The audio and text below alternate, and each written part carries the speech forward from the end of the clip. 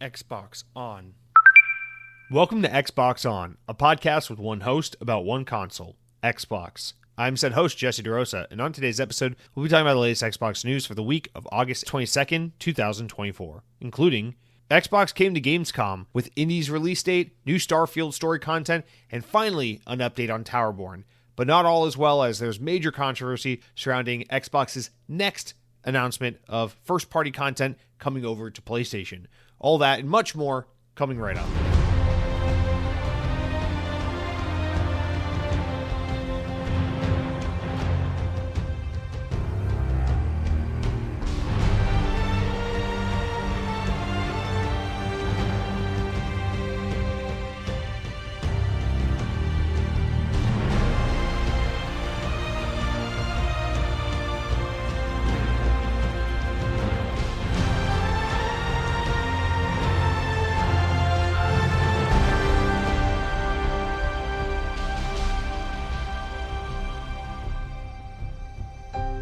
On this week in Xbox history, in the year 2013, 11 years ago, Tom Clancy's Splinter Cell Blacklist was released for the Xbox 360. Was this one the last one, or was Conviction the last one? I think it was this one, right? I mean, it's been like about a decade since we've had, maybe a little more, since the last Splinter Cell game. This is, I know for a lot of people, this is kind of an outrage, and I think so too. As someone who's not a huge Splinter Cell fan, I've only played the first one. I have a lot of exposure to the series, but it's not one that I'm going to sit here and lie to you about and say, like, oh, it's a special one to me. It is a very nostalgic series, just in the way of, like, how, like, something can be nostalgic just because it's from a time period you're nostalgic for and you remember it kind of being an important conversation piece, even if you weren't necessarily engaged with it. It's kind of how Splinter Cell is for me. Like, I remember my brother-in-law really being hyped about these games back on the OG Xbox. I remember my older brother always being hyped about these games, and I just remember not caring about them, but now that I'm older, I look back and I'm like, damn, I just really heavily associate those original three Splinter Cell games as like some of the most OG Xbox games out there. And I've grown an appreciation for the series over the years, but, I've really only played the first one. So I know people love Blacklist and Conviction because it changes the formula, makes the games a lot more action heavy, but also still pretty story driven, and people still really seem to love them despite like the liberties taken with the gameplay formula. And despite all of that, Ubisoft goes, nah, we'll just make a knockoff Call of Duty Fortnite game. Nah, we'll just make our 1 millionth. I don't know, what do they make now? They make like Ghost Recon Wildlands clones, and they make Far Cry. And I like Ubisoft. I'm not one of those Ubisoft haters. I do like Ubisoft, but like, what the hell are you doing? It's like, I don't know, man.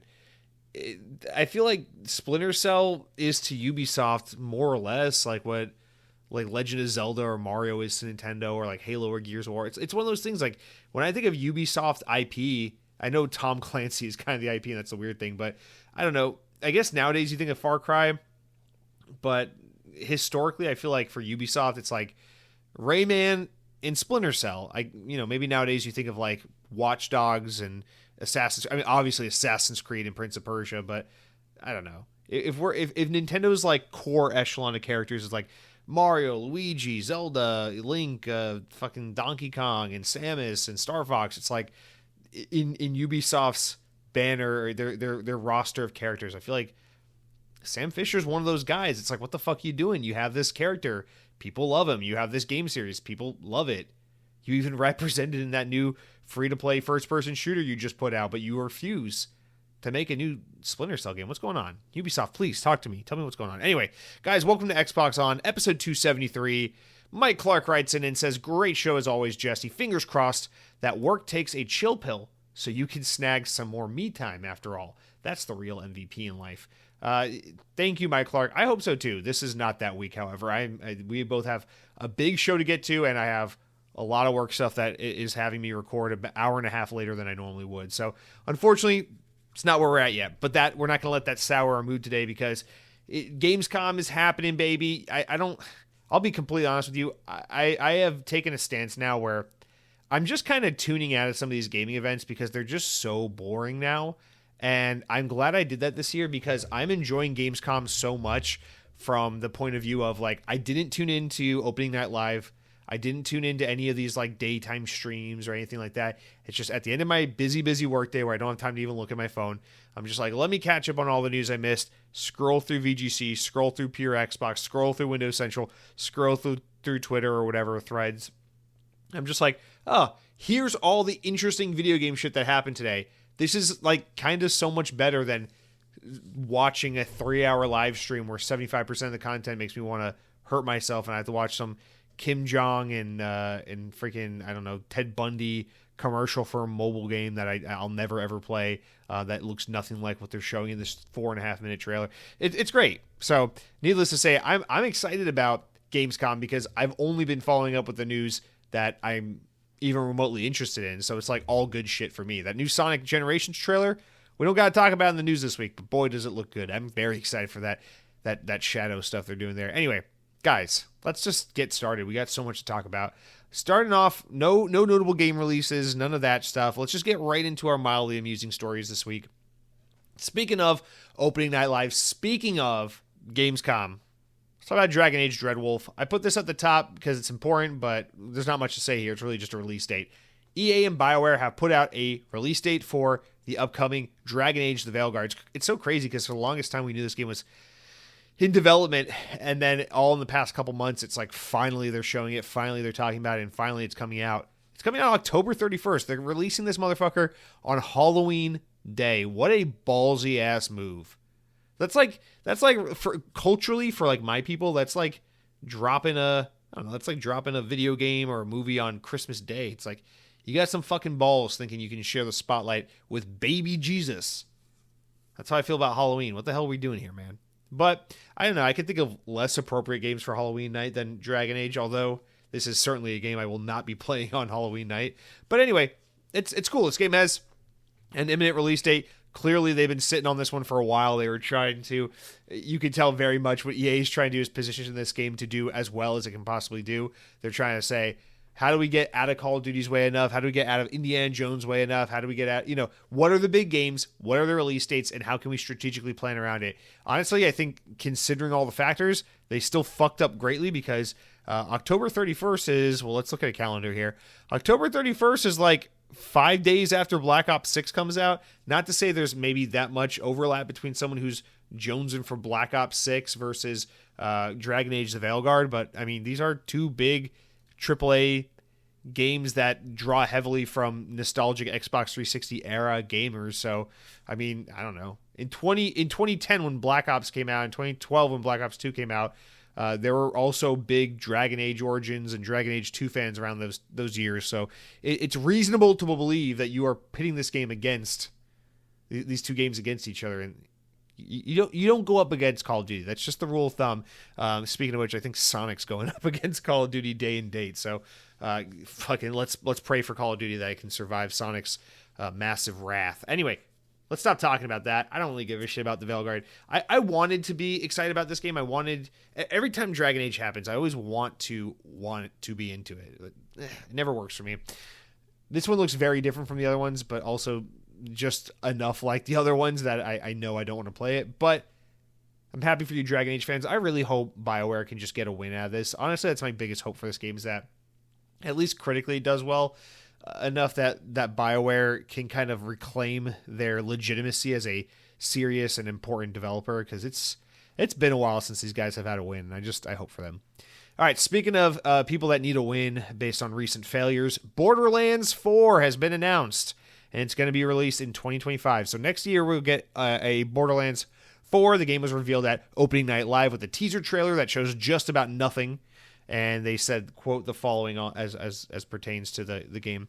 In the next installment of the definitive looter shooter, that's a statement. Players will assume the role of legendary vault hunters as they blast their way through hordes of enemies in search of new treasure to loot on an all-new planet, reads the description of the trailer. That just sounds like you described every Borderlands game, but on a new planet. While a PC version of Borderlands 3 was an Epic Game Store exclusive for 6 months, Borderlands 4 is already available to wishlist on Steam, and of course, will be available on our precious Xbox as well. And of course, will be available on PlayStation, which we all know is Xbox's preferred platform.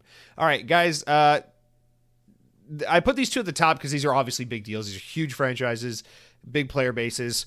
What is there to say? Dragon Age, we've already seen extensively from the various summer events. Coming out October 31st, going right up against Call of Duty, kind of ballsy. Borderlands 4, the teaser trailer showed just about nothing. I assume it is going to be more Borderlands. We knew this game was going to be announced sooner rather than later, and thus, here we are. Maybe this game can wash the taste out of Borderlands fans' mouths, the disgusting taste left behind by the Borderlands movie, which is bombing atrociously at the box office. That movie's doing so badly that I really am getting more and more curious about it, because it's just one of those things where it's doing so unbelievably poorly at the box office, and it's doing so unbelievably poorly critically that it's not even like, oh, it's bad. Like, this movie didn't make its money back. It got a bad score on Rotten Tomatoes. It's like, no. This movie made, like, no money, and they sat on it for years. And this movie, like, is getting, like, zero love. Like, there's no one crazy enough to think, if you squint your eyes and think about it real hard, maybe the movie's kind of okay. Like, no one's saying that. That's how bad it is. So, I don't know. I feel like that's kind of enticing, right? That makes you want to watch it a little bit, doesn't it? Anyway, Borderlands 4 is happening. Dragon Age Valguard on October 31st. This is me acknowledging that these are important stories, but also acknowledging there's not a whole lot to talk about. And I don't really give a shit about either of these games in particular. We'll get to some really exciting games soon. In fact, this is how you know I don't have, like, the taste to host an Xbox podcast that has, like, any real resonance, because if I had any prayer of a chance of this podcast ever reaching a large audience and being a notable contender in the space of video game podcasts, I would have to somewhat have a taste in games that aligns with the general consensus of people. But me glossing over Dragon Age Valguard, glossing over Borderlands 4, saying who gives a shit about those games? I know they're popular, but who gives a shit? And then going into this next game excited tells you everything you need to know about why this podcast, aside from my fucking Tourette's-like obsession with just cursing and speaking like a madman, tells you everything you need to know about why this podcast is the way it is. But, with all that said, guys, Masters of Albion, the new project from Peter Molyneux. So, Peter Molyneux gets on stage at Opening Night Live and says, hey, I'm back after a stint making shitty mobile games, more or less, that no one cares about. I'm back, and I'm going back to the PC and console space, and I'm working on a new game that takes everything we learned from our old games, including Black and White and Fable, and putting it all together in something new. We're talking about a new studio that is basically made up of ex-Fable developers. These are people that all got fired by Xbox in 2014, getting together and saying, fuck you, Xbox, we're going to make games that are similar to the games we used to be well known for. And the game they're making is Masters of Albion. So we'll get to that name in a second, because that's interesting. Let me just read here. The game is being developed by ex-Fable devs, as well as ex-Media Molecule boss, Mark Healy. Media Molecule is that Sony studio that makes Sackboy and Dreams and stuff like that. Anyway, according to Peter Molyneux and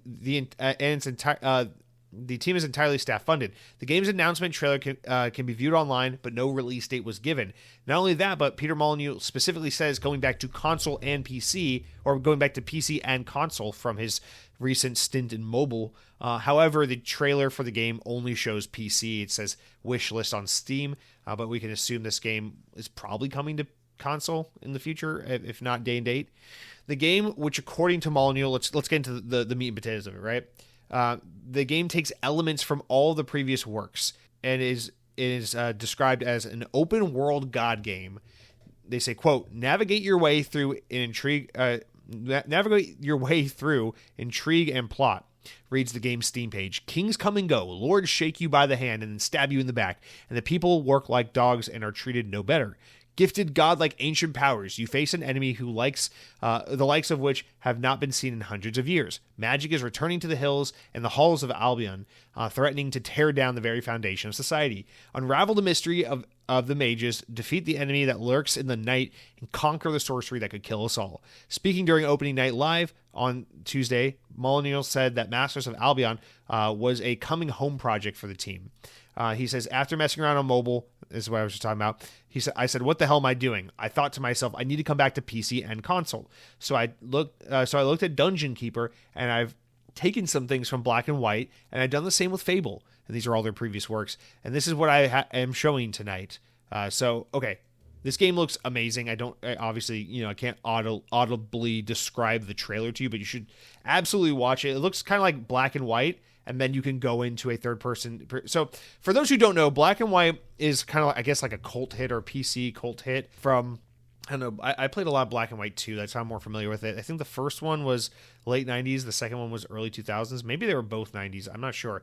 But they are these godlike strategy games where you basically like build empires and you can like you can basically be good or bad. You have like a devil in a angel character, like the devil and angel on your shoulder kind of stereotype, and then you can basically just be like a piece of shit and like build this society and be a benevolent, loving, giving god, or you can be like this fearful entity that burns and pillages and builds a cruel, evil world. And it's this fun like world sim strategy building game that is just so one of a kind, and I've always loved this series so much. I very much adored Black and White too, growing up playing that on PC, and they take that with their charming wit and humor from the game as well as from Fable, and they put together this new game where so you can build civilizations and build out this town of Albion, and then you can, just like Black and White, be like a total asshole and just wreck villages, kill people, burn shit,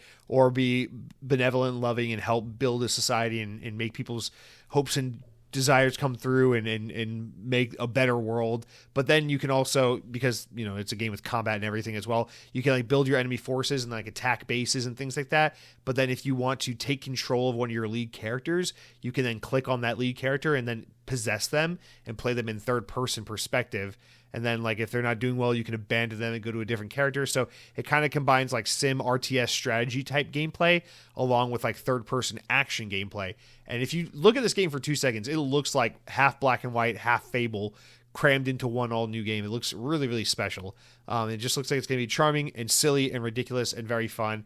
And I really love what this game is doing. So like you get like, there's one scene where the god picks up like the hero and then like takes command of him, and then becomes like a third person action game. He's fighting like this undead horde of enemies, and then like the undead horde of enemies becomes overwhelming and starts to beat the hero. So the god hand picks up the hero and throws him away and casts him aside, and then starts like zapping the fuck out of all the bad guys and stuff. So you can be like, it's awesome. You can like put your power into your people, or you can just be like just a crazy fucking unleash the power of the gods type creature. And it's just, I love this shit. It's so cool. It seems like a back to their roots kind of thing, while also being unique and refreshing and something modern that we haven't seen before. So I'm very much looking forward to this game. I did a terrible job of describing it, but I do want to just point out one more thing before we move on, because we have so much to talk about. The name Albion, you might be thinking, hang on a second, isn't that the name of the fictional nation in the Fable series? Yes. So I looked at, I mean, obviously this is clearly a nod where they're calling the place, the fictional universe in this game is also called Albion, just like it is in Fable. So I looked that up. I was like, how can they get away with that? Doesn't Xbox probably own the rights to that? Well, no. My stupid, silly, dumb American mind doesn't know. But according to Wikipedia, Albion is, in Fable, it's the fictional state or nation. But in real world, Albion is originally a name, a term that resembles medieval, that is used as an ancient kind of medieval term for Great Britain. It's so I don't know I don't know how it's been used. Maybe it's been used in like history or in certain literature throughout time. But yeah, so I guess people in some way refer to old Great Britain as Albion, and then they took that name and made it the fictional country in the Fable series, and now they're taking that word because the word's not necessarily a proper noun created for Fable, and they're using that to create another place called Albion, which I love. I love how not cheeky they're being about it, how like direct they're being. They're like, fuck you, Xbox, we're building a new place called Albion, and we're even confusing the fuck out of players by making Fable fans go, wait a minute, isn't that name already taken by Fable? Can they do that? Can they get away with that? It's like, I don't know. It's like if a bunch of people who worked on Zelda games left Nintendo and started a new indie team, and they made a game called Heroes of Hyrule or something like that. And it's like, can they even fucking do that shit? Although I don't think Hyrule is some ancient term used to describe Japan or something like that. So I think in this case it's a little different, but you get the idea. Anyway, this game just looks really, really cool. Obviously, it's a pretty niche game. It's probably not going to be the biggest deal for most people. It's probably not one of the most important things announced at Gamescom, but for me, this is pretty fucking cool. I'll be keeping an eye on this game. All right, next up. Funny how I usually hate like these world building, like world strategy type games, like all these ones we're about to get on Xbox. But I love an RTS, man. I love RTS so much. Anyway, keeping it rolling with games that were announced that let's talk about it. They're important, but we don't have to go super crazy on. So 2K announced the next entry in the Mafia series, which we knew they were going to do. They've been teasing this for a little bit. Mafia: The Old Country will be released next year for Xbox, PC, and so on. The game will be set during the origins of the Sicilian Mafia, and it is in development at 2K's Hangar 13 Studios. Quote, fight to survive the dangerous and unforgiving era in which brought life to an authentic realism and rich storytelling in the critically acclaimed Mafia series. Reads the description. Hangar 13 president Nick Baines said, quote, when you just saw the first early look at Mafia: The Old Country, it's a thrilling story set in the 1900s during the origins of the Mafia in Sicily. We're going to be going back to the roots of what fans love about the Mafia franchise, crafting a deep linear narrative with the classic mob movie feeling. So they said they're going to show more about this at the Game Awards, or they said in December, which you can just assume means the Game Awards.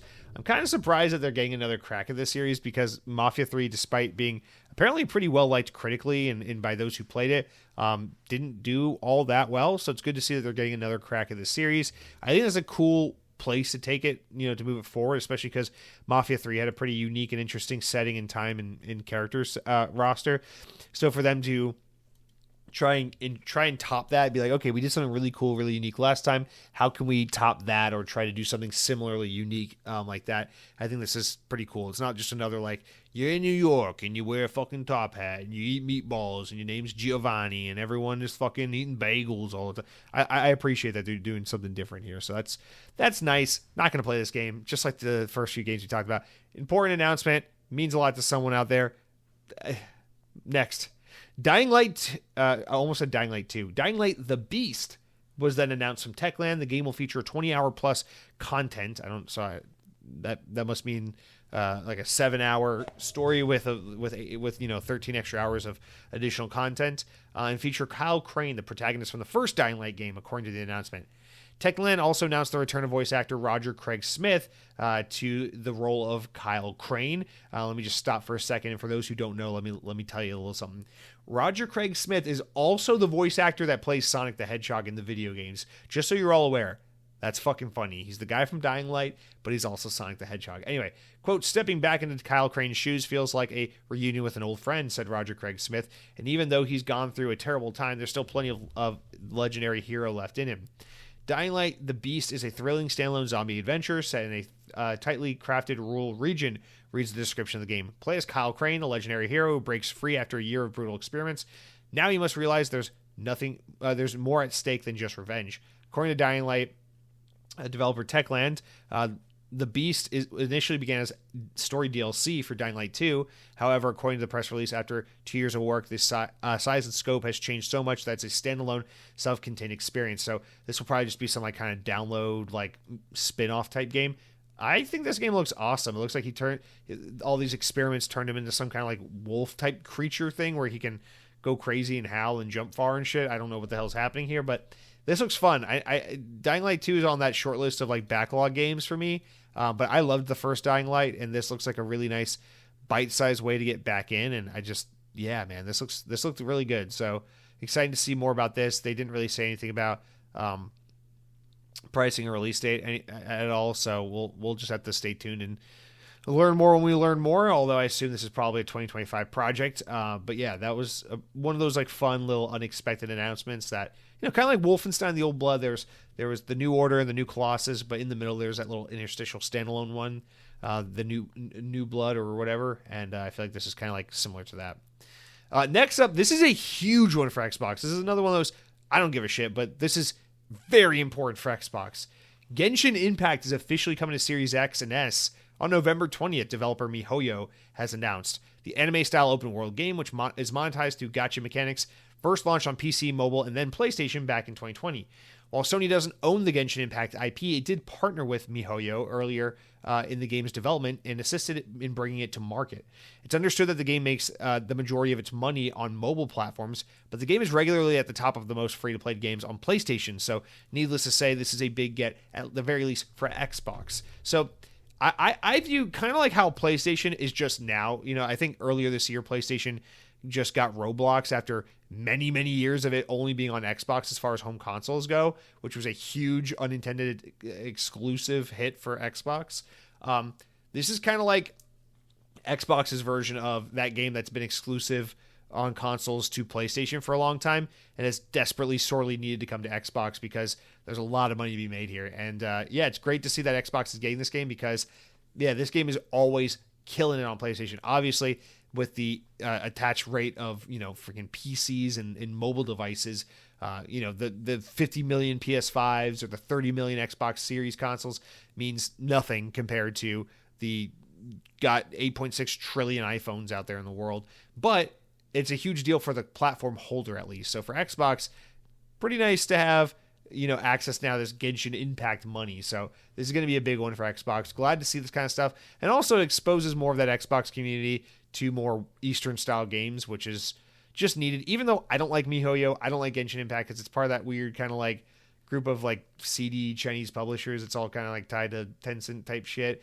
It's just cool that Xbox gamers, at least in this generation in particular, have gotten a lot more exposure to Eastern style games because I feel like, to some point it is just a stereotype, but to another extent it is somewhat true where Xbox for so long has been just such a Western centric console.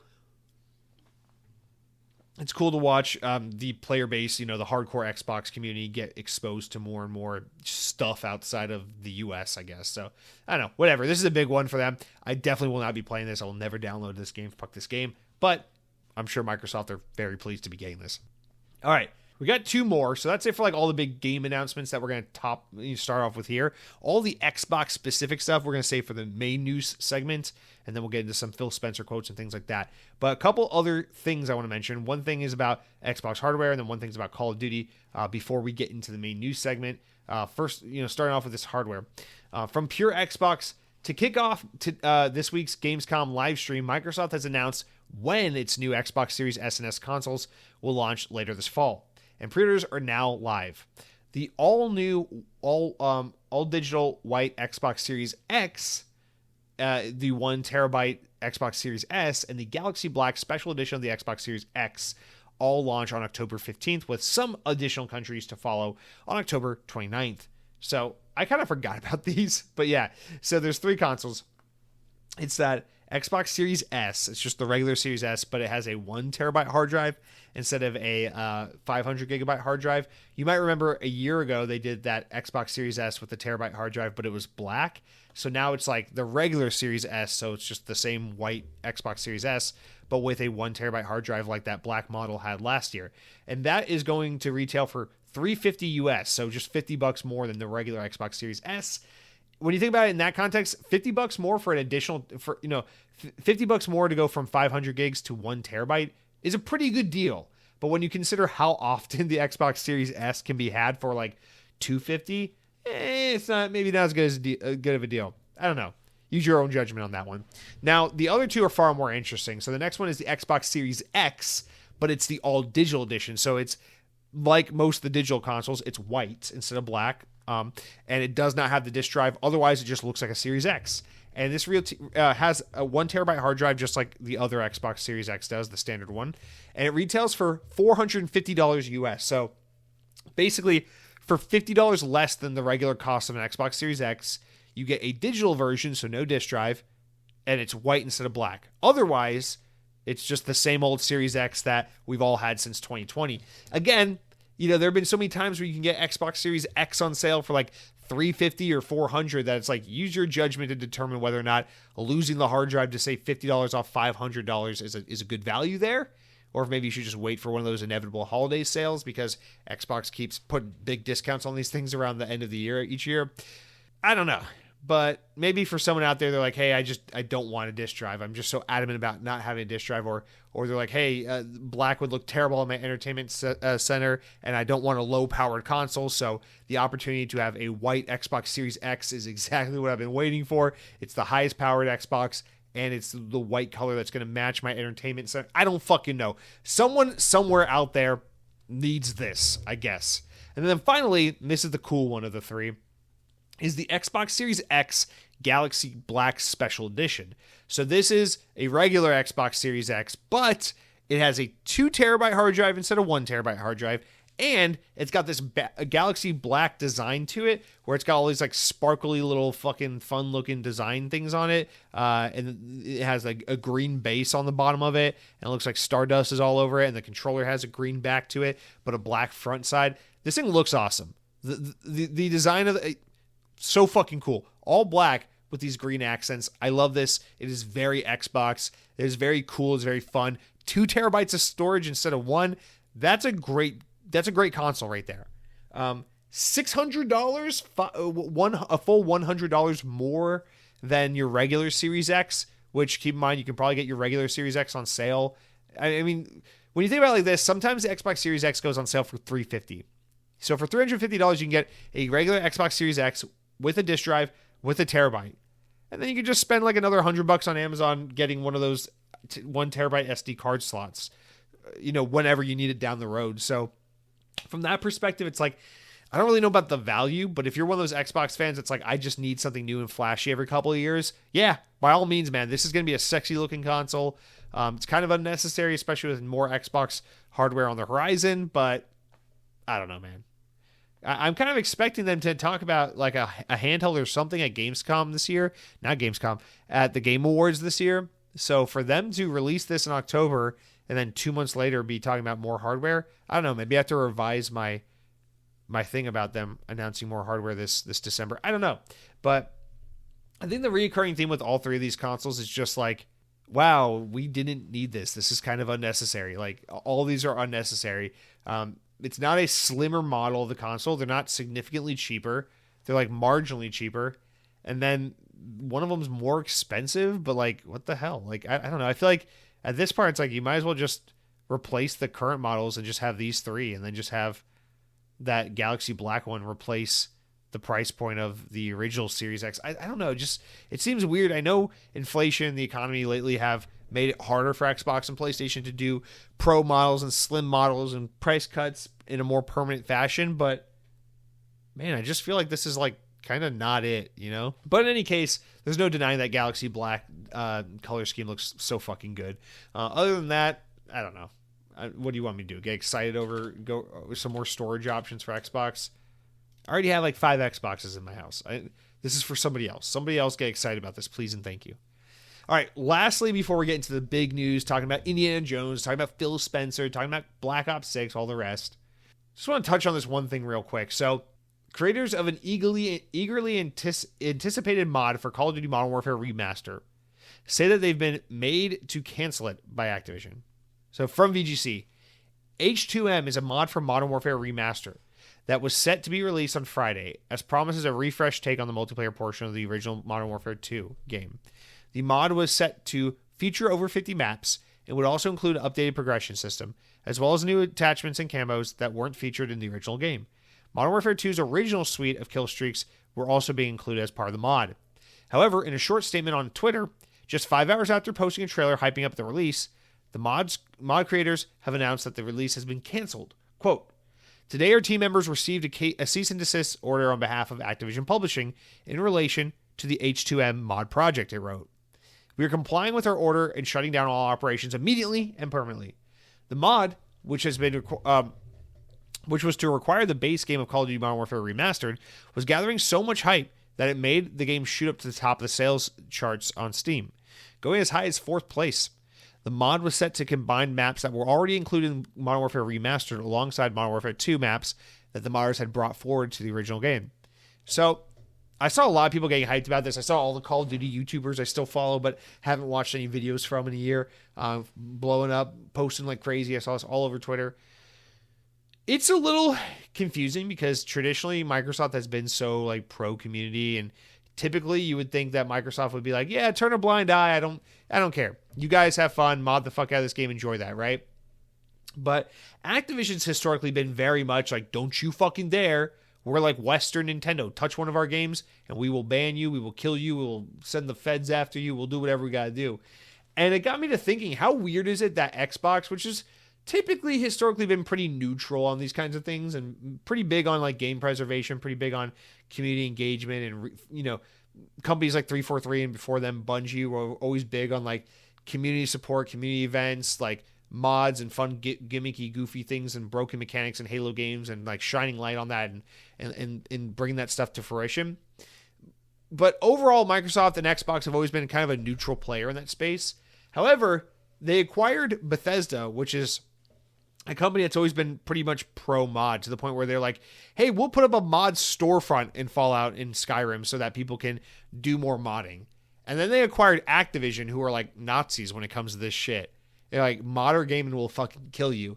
And now it feels like Xbox is kind of torn between these two identities because they've absorbed so many brands and so many corporations and so many IP that they have to just kind of like toe this line of being like multiple people and having multiple stances on the same kind of thing. Because it's weird now that Xbox owns Fallout and Skyrim and will be like, fuck, we'll bring mod support to Fallout on Xbox. We don't give a shit. You can mod on PC. You can mod on Xbox. You can mod on your mom. You can mod on Mod Pizza, which is a regional joke, I guess, because they don't have those everywhere. But then if you're the Activision version of Xbox, you're like, don't you fucking mod Modern Warfare. It's called Modern Warfare, and you don't want me to mod it? That's like calling it slutty Call of Duty slut warfare, and then getting mad because I think all the girls in the game are sluts. You know what? I'm tired of women being called sluts. Let's call men sluts. What if all the men are sluts? What if you got Soap? Soap from Modern Warfare. Maybe he's a slut, and they say, hey, don't drop the soap. And he goes, oh, where have I heard that one before? And then all the boys look at him a certain way because he's kind of handsome. He's kind of good looking for a guy named Soap. I mean, hey, you expect a guy named Soap to be a kind of ugly guy. This guy's not that ugly. In fact, I've played multiple Call of Duties with this guy in it, and every time I've seen him, I've said, hey, that's not a totally ugly man. His name's Soap, after all. Maybe he's the... Anyway.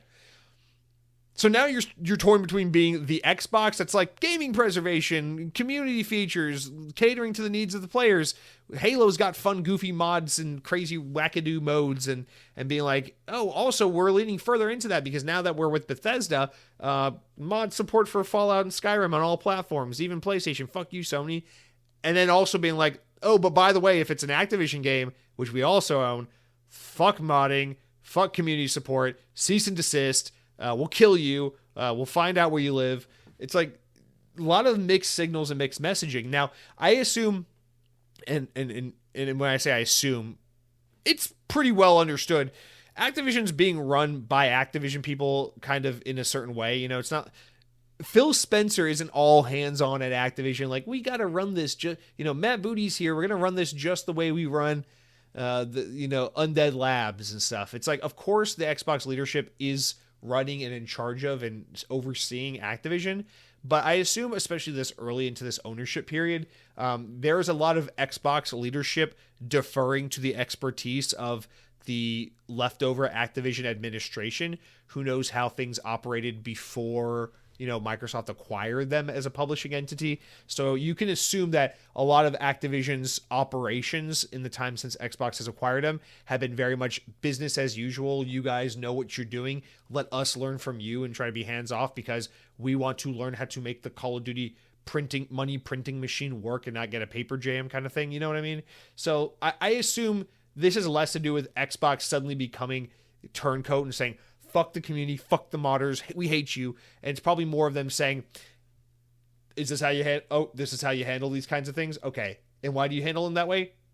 Oh, because it would be catastrophically devastating to your revenue if people started jumping ship from the current Call of Duty to go play this Call of Duty game from 10 years ago because it has better mods than we have seasonal content. Oh, okay. Okay, and we cease and desist them for okay. All right, if that's what it takes to keep the Call of Duty money printing machine happy, that's what we'll do. Okay. And I assume it really just simply boils down to that. Xbox owns Activision, Xbox owns Bethesda, but Bethesda still, in a large sense, operates like Bethesda did, and Activision operates like Activision did, and Microsoft's in the middle just going, we don't fucking know how to make Halo 6 make sense because we fucked up the storytelling. And I'm like, oh, okay, yeah, it's still Xbox. They're still completely inept while entirely lovable. So there we go. Just another day here in talking out of both sides of your mouth and not making a goddamn lick of sense because you're Xbox. There's no such thing as consistency or brand reliability with these guys anymore. So who gives a shit? Fuck you, Call of Duty modders. This is what you get for loving Modern Warfare 2. This is what you get for wanting to pay homage to a game that you love so dearly. Fuck you. Cease and desist. Go choke on fucking popsicles that are, yeah. That's really it. I just wanted to talk about that. I felt like we had to draw attention to it. We had to bring it up just because I couldn't not acknowledge the hypocrisy and what was going on there. But yeah, that's it. I mean, that's the risk you assume. You're not entitled as a modder to having the backing and the support of the publisher and the owning entity of the IP you're working with or the game you're working with, but I don't know, you could have just been fucking cool and let this been like a PR win and be like, hey guys, people are hyped on this new Call of Duty mod. I understand maybe you don't want that to happen so close as you transition out of Modern Warfare 3 into Black Ops 6, but whatever, so be it. All right, guys. So off of that, real quick, I want to just run through what I've been playing, what I've been eating, and then we'll get into the big news here. So what have I been playing this week? Well, hey, hold your horses. Before I tell you what I've been playing, I gotta tell you about what I've been eating because I'm not that kind of guy. I don't just go straight to telling you the games I've been playing. First, you gotta take me out to dinner. First, you gotta take me out to the movie. You gotta hang out with me a couple times. You gotta meet my parents. You gotta meet my friends. They gotta get a good judgment on you. I'm not gonna just go around telling any old podcast listener what I've been playing on my Xbox. That's deep, personal, private information. You fucking whore. So we're gonna start slow. First date. All right, here's what I've been eating, bitches.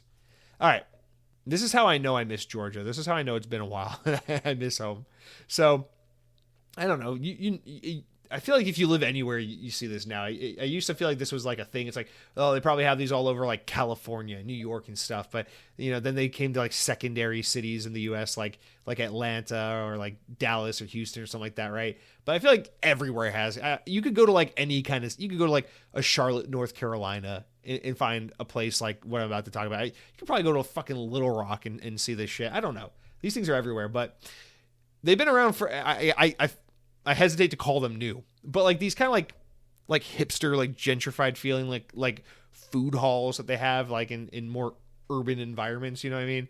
I don't know. We have a bunch of them in Atlanta, and I watched them pop up left and right like crazy throughout my high school and college years. But like Ponce City Market and stuff. It's like those places where you go in a city where suddenly only white people exist, and it's like a big indoor air-conditioned abandoned looking warehouse type facility, and there's just a bunch of like hipsters with like lip rings and beanies like serving you fucking taco food cart and the pizza one, and there's the burger one. So I don't know, I've always been like such a meanie, such a hater about like the hipster culture. So like living in Atlanta for so long, I was like, I don't like these kinds of like fucking gentrified like hip places. I don't want to go. I don't give a shit how many fucking white truffles you put in your fucking ramen bowl or whatever. Like I leave me out of it. But I'm nostalgic. I miss it. These things are all over Florida. What I've noticed is I don't know if they're relatively new, but they're all over the Central Florida area as well. Like we got one in Claremont, we got them downtown. Of course, there's tons of them downtown in all the cool districts. But we have one here in Lakeland. These like I call them the hipster food halls. It's so funny because if it was a shopping mall, we'd call this a food court. But because it's just a standalone giant warehouse with no soul or creativity or theming or atmosphere whatsoever, we call it a food hall. And it's like a giant brick building, right?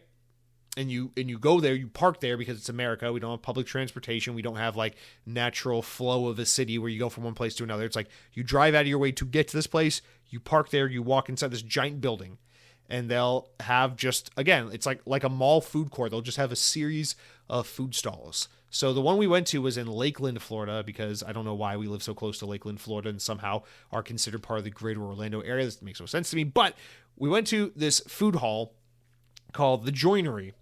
And it's this giant abandoned Apple Store inspired piece of shit, soulless looking place. But you walk in there, it's like barbecue food stall, Then there's the ice cream place. Then there's the pizza place. Then there's the ramen place. Then there's the giant open bar with a huge selection of liquors and beers on tap and things like that. And then there is the poke stall. And then, of course, the classic American cheeseburgers, chicken sandwiches, nuggets, loaded french fries, that kind of shit. And it's all with the hipster flair. None of it is like, it's not like McDonald's quality or anything. It's like, of course, the hamburger place is like over the top, and they got parsley on the cheese fries and stuff. And the ramen place is all like, again, girls with beanies and lip rings serving you a bowl of ramen, trying to teach you how to pronounce the word tonkatsu. And, it's like the ice cream place has fucking lavender and honeydew flavors. It's not like chocolate and vanilla. And, the barbecue place has got, it's called like pig and ale or whatever the fuck, because they always got to have some dumb name like that.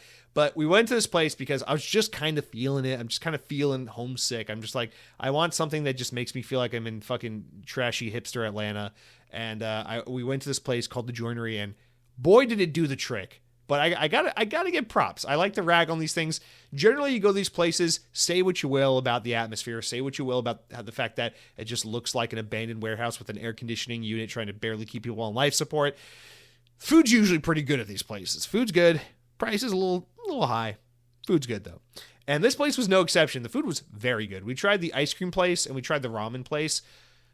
My girlfriend and I are always on the quest to like find the best ramen we can in Orlando. And I will say in recent years, we found better and better options for sure. There are some pretty good ramen spots in the greater Orlando area, in and around the Central Florida, whatever the fuck you want to call it. But this was one of the better bowls of ramen we had. I forgot what it's called, like Sabu or something like that was the place we went to. But the ramen was so good. And the milk tea was also really good there. And then we went to the ice cream place and we got like this weird berry white chocolate fucking blue looking ice cream that was also phenomenal. It had little chunks of waffle cone in it, but the waffle cone tasted like cinnamon and sweet and fall time, and it was awesome. It was really, really good ice cream. And the burgers that I did not get at the burger stall looked amazing, but I'm not fat enough currently to have both a cheeseburger and a bowl of ramen. So next time we will get the burger instead. But I just gotta say, this place was kind of awesome. Everyone there, super nice, super friendly people. Everyone looks like they're just having a good time. I'm just the asshole walking in there, prejudging everything. But place was great. Food was awesome. The bar looked like it had lots of alcoholic beverages available to purchase in exchange for U.S. currency. And so for all those reasons, I'm going to go ahead and say the Joinery in Lakeland, Florida, 2 thumbs up. Those hipster food halls, they're fun. They're fun. My buddy, I have a buddy that lives in a place called Claremont, Florida. They have one of these places, and every time I go up there, I tell him, I'm like, dude, I'm like the fucking most boomer ass 29-year-old guy you're ever going to meet. Don't try to take me to the brewery. I fucking hate breweries. I don't care about the bar food. Just take me to Applebee's, take me to TGI Fridays, treat me like a real lady, And every time I go up there, he goes, bro, have you heard of this place? You're going to love this place. It's like, they got like all these different options. They got like Japanese shit, and they got like burgers, and they got like Asian stuff, and they got like tacos, and every time I see him, I'm just like, I don't fucking care about the food hall. I want to go to Fazoli's Pizza, where I can get fucking diabetes in one lunch combo, okay? But anyway, shout out to the Joinery. It was a good time. It's a really good time. I'll go back. It's a nice way to like do something on a Saturday without having to like go someplace that's too touristy, which is, I feel like I finally lived in Florida long enough where I'm starting to get a little bit worn down by the whole, like, I can't go to the grocery store without 7.6 trillion tourists from around the globe screaming about the American brand of soda or whatever they have in stock. So just everybody chill the fuck out. So that was a fun time at the food hall. All right. Now that we've dated, we've talked for a little while, I guess I'll pull up my shirt and show you what it is I've been playing. Cars Mater National Championship. Sorry, I'm still playing Cars Mater National. I'm at the very end of it. I'm not gonna waste your time talking about it. I'm at the tail end of it. For some reason, when I play like a real game, I can't 100% it. Oh, what are you playing, Jesse? Oh, I'm playing Baldur's Gate 3, and I'm just blasting through the main. I know there's a lot of ways to play. I'm just beelining the main story and getting the fuck out of there. Oh, really? The game has hundreds of hours worth of content. I don't give a shit. Then fast forward, Jesse, what are you playing? Oh, I'm playing Cars Mater National Championship Edition, released for the Xbox 360 in 2007. But I'm really taking my time with it because I'm doing every single side mission. I'm playing on the hardest difficulty. I'm doing every collectible. I'm trying to get every achievement. It's not enough for me to just play the game and move on with my life after 5 hours. I have to spend 15, 20 hours really getting through all that Mater Cars National Championship Edition has to offer. And so that's what I'm playing. I'm at the tail end of it. In the last section, there's 3 big hub worlds in the game, and I'm just cleaning up everything in the 3rd hub world, but God, I love this game. And I'm not going to waste your time talking about it, but God, I love this game. And I'm trying to figure out what I'm going to play this weekend that isn't going to suck me in too much, because then the next weekend is the Call of Duty Black Ops 6 beta or closed beta or whatever alpha thing, and very much excited for that. So I'm trying to determine maybe I'll go back to Path of the Goddess this weekend. I don't fucking know. We'll figure it out. But for now, Cars Mater National Championship. Good shit, man. Good shit. Guys, that's it for what I've been playing. Let's take a quick break and then hop into all this Xbox Gamescom news, figure out what's going on. All right, guys, starting out with all this Gamescom news, we're just going to go, this is like straight from Xbox Wire. They posted a everything Xbox at Gamescom, and then I fleshed some of it out a little bit by getting some additional info from other sites, because, you know, of course, Xbox Wire is not going to be like, and we pissed everyone off by announcing Indiana Jones for PlayStation, so we'll get to all that. All right, so we're just going to go in the order they go in, which I like this order because it does some of the less interesting stuff first, so we can kind of get into the juicier stuff. So real quick, Age of Mythology Retold, coming September 4th, new trailer, day 1 Game Pass. If you pre-order the special edition, you get advanced access to the game beginning August 27th. So in typical Xbox fashion, new first-party game, you get early access if you get the deluxe edition or you buy that premium add-on or whatever. So it's a $50 premium edition for this game. I think the standard game is like $30 or $40, and then it's a day 1 Game Pass game. So wait for the official date on September 4th or play it early on August 27th. New trailer. I got nothing to say on this. Second game shown, more of the same. Aura History Untold. Debut launch trailer ahead of its September 24th release date. Again, pre-order, pre-install. It's available now. Game's coming out September 24th. So there's that. PC and Xbox. New trailer. I'm not going to get into any of that.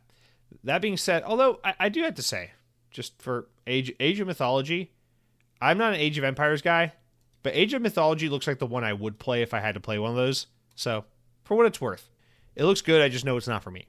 Sorry, I can't touch on them more. I'm not going to be disingenuous. In fact, we can just knock out some other ones real quick before we get into really the 3 games we're interested in here, which is going to be maybe 4 games, which is Starfield, Towerborne, Black Ops 6, and Indiana Jones. So let's just knock out some of these other ones that, you know, whatever. Never fight alone, they say. Mercenaries are coming to Diablo 4, Vessel of Hatred. So the first expansion for Diablo 4 will release on October 8th for $40. We got that cinematic trailer back in June. Now we have a release date, October 8th, $40, and it's available on all platforms that have, of course, Diablo 4. So there's that, and that will leave us... Oh, one more, because who gives a shit about World of Warcraft? World of Warcraft Saga, they say, World of Warcraft Saga begins on August 26th with World of Warcraft The War Within. A new trailer, nobody gives a shit, and it will be available only on PC, so who cares? All right, so with all those little games out of the way, they showed trailers, got release dates, DLCs, all these things.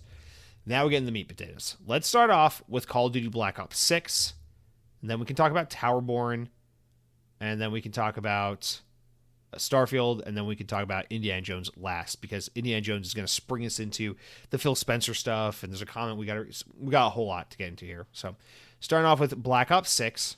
So they say, this is from Xbox Wire, we got a first look and highlights from the Black Ops 6 signature campaign mission, Most Wanted, as Frank Wood's team attempts to locate and retrieve legendary operative Russell Adler, beginning with the covert infiltration of political fundraiser with a cameo of Governor of Arkansas, Bill Clinton, no less. We then see a descent into a CIA black site and a bike riding escape sequence worthy of a classic action movie. Along the way, we see how the campaign is being developed by Raven Software, how it's innovative and with its unique and classic set on action piece-driven COD missions, Player choice is at the forefront, and there are multiple options for how to get access to the black site. You can choose to go loud or quiet as you infiltrate. It's your mission. This is just your taste. We'll learn much more about the game and its multiplayer and zombies during Call of Duty Next, which takes place on August 28th, before Black Ops 6 officially releases on October 25th. Not only that, but they confirmed the open beta early access. So, if you pre-order the deluxe edition or the early access edition on Game Pass, whichever one you get, you can play the first early access beta on August 30th, which is not this upcoming weekend, but next weekend. And it runs from August 30th to September 4th, which is Friday to the following Wednesday. Actually, it's quite long. And then we take a day off on the 5th, and then the open beta for everyone, regardless of whether or not you pre-ordered it, goes live on Friday, September 6th, and goes through until Monday the 9th. So you get a couple extra days during that early access period, and then a traditional full weekend with the open beta. And remember, this is important because historically, Activision and Sony have gate-kept this early access from Xbox players. So this will be the first time basically where Xbox players will also get access to that early access period. So you get both weekends instead of just the second one. I know as a Call of Duty player who has pre-ordered Call of Duty Modern Warfare 2019, Black Ops Cold War, Vanguard, and Modern Warfare 3. I know in all these games I missed out on that early access weekend because PlayStation Gate kept it from me, despite the fact that I paid the same money as them for games. But now we all get to enjoy it. So that's a nice perk of Xbox owning Call of Duty. Anyway, so that's one positive thing I'll say. As for this campaign reveal, I gotta be honest. As someone who loves Black Ops, loves Treyarch, loves Raven Software, is very much looking for this game, I don't think anything they showed looked particularly not good. Like, nothing looked bad, but I don't think anything looked particularly amazing. It looked like Black Ops, which was awesome. Happy to say, this game looks like it has a weird blend between like Black Ops 2 and Black Ops Cold War, which I'm all for. But it wasn't like, there wasn't any like, whoa, never seen that before. You know, yeah, it's choice based. There's this one part where you're going in this infiltration mission, and he goes, "Do you want to go in quietly or do you want to go in loudly?" And I guess you could, insinuates that you get to choose whether you want to do stealth or if you want to go guns a-blazing. And then like there's like this cool like quick time event action moment where like you go into like this kitchen behind the scenes, and like you're fighting these two guys like fist to fist. And then like a quick time event prompts up where it's like press right trigger or left trigger, and then like he presses left trigger and he takes the guy, grabs him by the head, he slams his face into like the fryer, but you could in the kitchen, but then you can see that like if it insinuates that like had you hit the right trigger, he would have done like some other takedown move, so there would have been a separate animation for that. So it's like all down to like all the little choices. It's like different kind of player choice, and then there's other things they show like you get different equipment you can throw out throughout the game. Like you can use some of the multiplayer perks and equipment pieces in the campaign to do like some more like cool shit. Like you can use the RCXD to like take down a bad guy who's like far away or something like that. So it's like, it's cool. Like there's little gameplay quirks and tweaks and things like that. It's got that omnidirectional movement that they've been advertising heavily for this game. We can like jump backwards and sideways Max Payne style. So like I'm cool with all that. The game looks good. Seeing my boy Russell Adler there was badass. I can't wait to see him and Frank Woods and figure out what's going on with David Mason. He's not really dead, right? That's not the Black Ops 2 timeline we're going with, right? So I'm just excited to see how this whole game plays out. I know it's going to be fun. I know it's going to be good. Black Ops is always just like a really fun, rompy action movie, and I'm just ready for more of that. So yeah, wasn't particularly blown away by what we saw, but wasn't necessarily disappointed with it either. So that was Black Ops 6. Big news there, more than anything to me, was just the dates for the early access and open beta multiplayer tests, because boy, next weekend, I mean, dude, my girlfriend asks me every week. She goes, I go, what are we doing this weekend? You want to make some plans? And she goes, please, no Disney World. It's too hot right now. Wait till the weather gets better before we go to the theme parks. Please, it's too hot. And I told her, guess what? I got 2 weekends in a row. I'm not going to bother you to go to Disney even a little bit, because we're going to be playing Black Ops 6, and you're not going to be playing Fortnite because I got the Xbox, I got the Call of Duty time. This is it's all good. You go do whatever you want. We're not going outside. We're going to stay inside. We're going to hide from the world for 2 weekends straight. So I'm very excited about just I mean, God, man, it's been a minute. Like I'm craving that Treyarch multiplayer because I really didn't care for Modern Warfare 3 all that much. So I'm excited. But that was really all there is to talk about as far as Call of Duty goes at this showcase. We're there basically. Got a month and a half or whatever left. Let's just go. All right. So we'll skip Indiana Jones and come back to that last. Let's next talk about Towerborne. This is a game that I've been hotly anticipating, but we have been not seeing enough of this year, leading us to think, oh, this game's getting delayed. And lo and behold, yeah, it's getting delayed. So Towerborne, so with a catch, right? So it's going into early access on September 10th. So in a few weeks here, it goes into early access, but that is only for Steam. The game is being delayed out of 2024 into 2025 and will come to Xbox Game Preview for consoles and Game Pass and all that at some point early in 2025. So not only is the game not coming out this year, it's been pushed back to next year.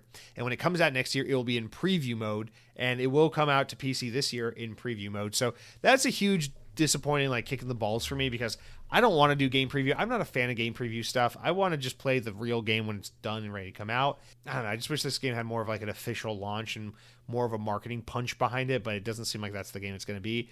They say on Xbox Wire, Towerborne showcased a brand new trailer during opening night live. Fresh look at the striking, vibrant world, crisp action gameplay. Latest from the Stoic Banner Saga trilogy guys. Towerborne is, seamlessly blends the best parts of side-scrolling brawler and action RPG to create a unique adventure where you take on the role of an ace, a hero who must protect humanity's last sanctuary from malevolent forces that lurk outside the tower walls. You can experience Towerborn beginning on September 10th with early access on PC, later on Game Pass Preview, and through Series X and PC.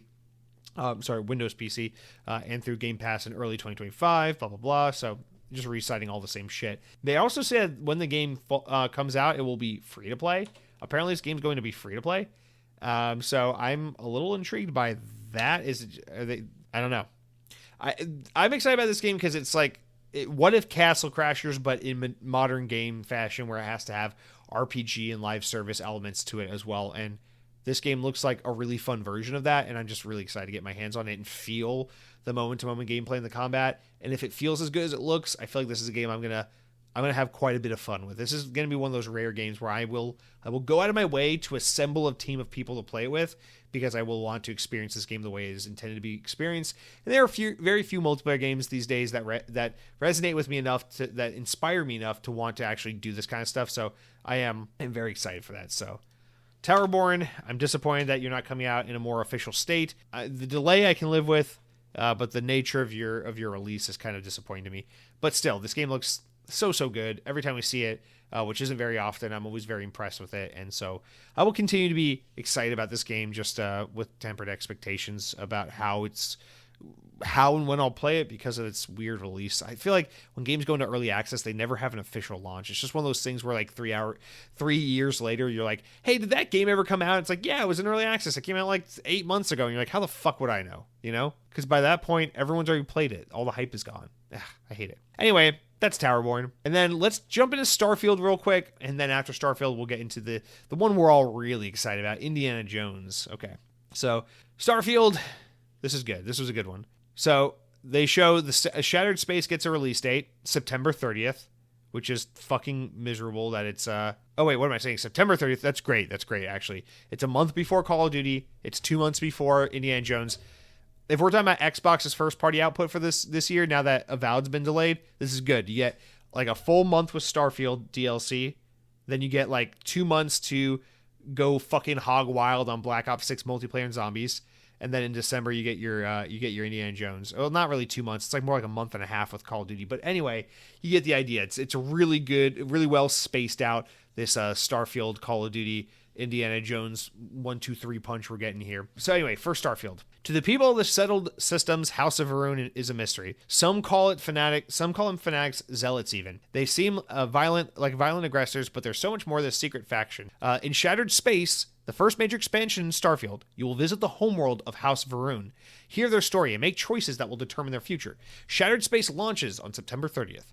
In addition to Shattered Space's release, during opening night live, they showed off the Rev 8, or the REV8, which is a land vehicle that has been landing in Starfield in its latest update, which just so happens to go live now. You can play with this vehicle in this latest update right now. Players can jump in and start exploring planets using the Rev 8 module to your ship, touring planets in a new way. I know people are very excited about this because if you're going to have large barren planets, you might as well have some fun vehicular type traversal mechanic, and this looks like just that. It moves fast, it's fun, it's all terrain, and it even has a jetpack, so you can kind of like bounce out of craters and shit using this jetpack buggy space vehicle. It looks fucking awesome.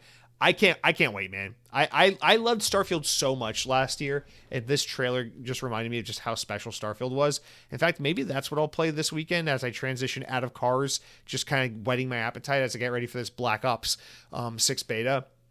Because there are some other faction quests I didn't finish in Starfield that I would like to go back to and dabble in more. Dude, I'm gonna say it one more time, because I felt this way when the game came out.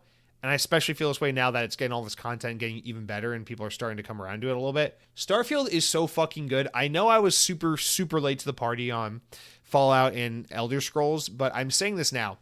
Starfield is so fucking good, man. And if you're a hater of Starfield, then I'm a hater of you, because this isn't a place where you can come have your own opinion. This is a place where you must adopt my opinions. And my opinion is that Starfield is the goodest game from Obsidian, which is not Obsidian, it's actually Bethesda, right? And if you don't agree with all those talking points, then you're on the wrong side, and I hate you. So consider that before you commented, but Jesse, Fallout 3... Shut up. But Jesse, what about... Shut up. Elden Ring? Were you going to say Elden Ring? No, I was going to say Elder Scrolls. Shut up anyway. I don't care. Thank you. Thank you for your understanding. I'm right now holding a die cast of RX Lightning McQueen's the off-road tire version of Lightning McQueen. Pretty cool die cast car here. In celebration of the Rev 8, I got my off-road cars action figures. Anyway, I don't know. I'm super excited. I don't need to know anything about House of Rune. Not House of Rune. Shattered Space. I don't need to see any more of it. I'm good. I know it looks cool. I know it looks like Starfield met Destiny or something. I'm ready for it. All you need to know, it's time. It's time for more Starfield. This is good shit. Starfield's such a good game. Towerborne, looking hype as hell. Not loving the way they're releasing it. Starfield, looking hype as hell. Loving the way they're releasing it. Black Ops 6, looks like more Call of Duty, but I know it's going to be at least above average because can't be worse than the last few Call of Duties. Really looking forward to that game, especially Black Ops Zombies. Yes, please. And then that brings us to the big mamma jamma, guys. It's Mr. Indy and his Anna Jones, his great circle, his great circular. The great circle is actually his fucking perfectly round ass, is what it is. All right, let's talk about Indiana Jones. Official release date, September 9th. Wasn't I saying this would be first week of December? Did I say September? December 9th. Last month of the year. So, yeah, December 9th will be a Monday, which is kind of weird. I was guessing the 5th or the 6th was going to be the release date, Thursday, Friday, but I was in the ballpark, okay? A couple days later, whatever. Why do I keep saying September? December 9th. Let's read, shall we? From Xbox Wire and from VGC. Indiana Jones and the Great Circle is coming to Xbox Series S and X, Windows PC, and Steam on December 9th, 2024.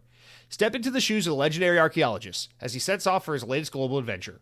Play it on day one with Game Pass, or up to 3 days early by pre-ordering the Premium Edition upgrade, or Collector's Edition. Oh yeah, that's why. Dumbass Jesse. It comes out on Monday the 9th because they want you to pre-order one of the special editions so you can play it on Friday the 6th, which is the real release date. So there you go. December 6th if you're a real smart person who spends extra money. All right, that's it, right? Indiana Jones, we got a cool new trailer. Troy Baker was like, I get to play Indiana Jones. Ooh, I also get to play every other fucking character in video games. Ooh.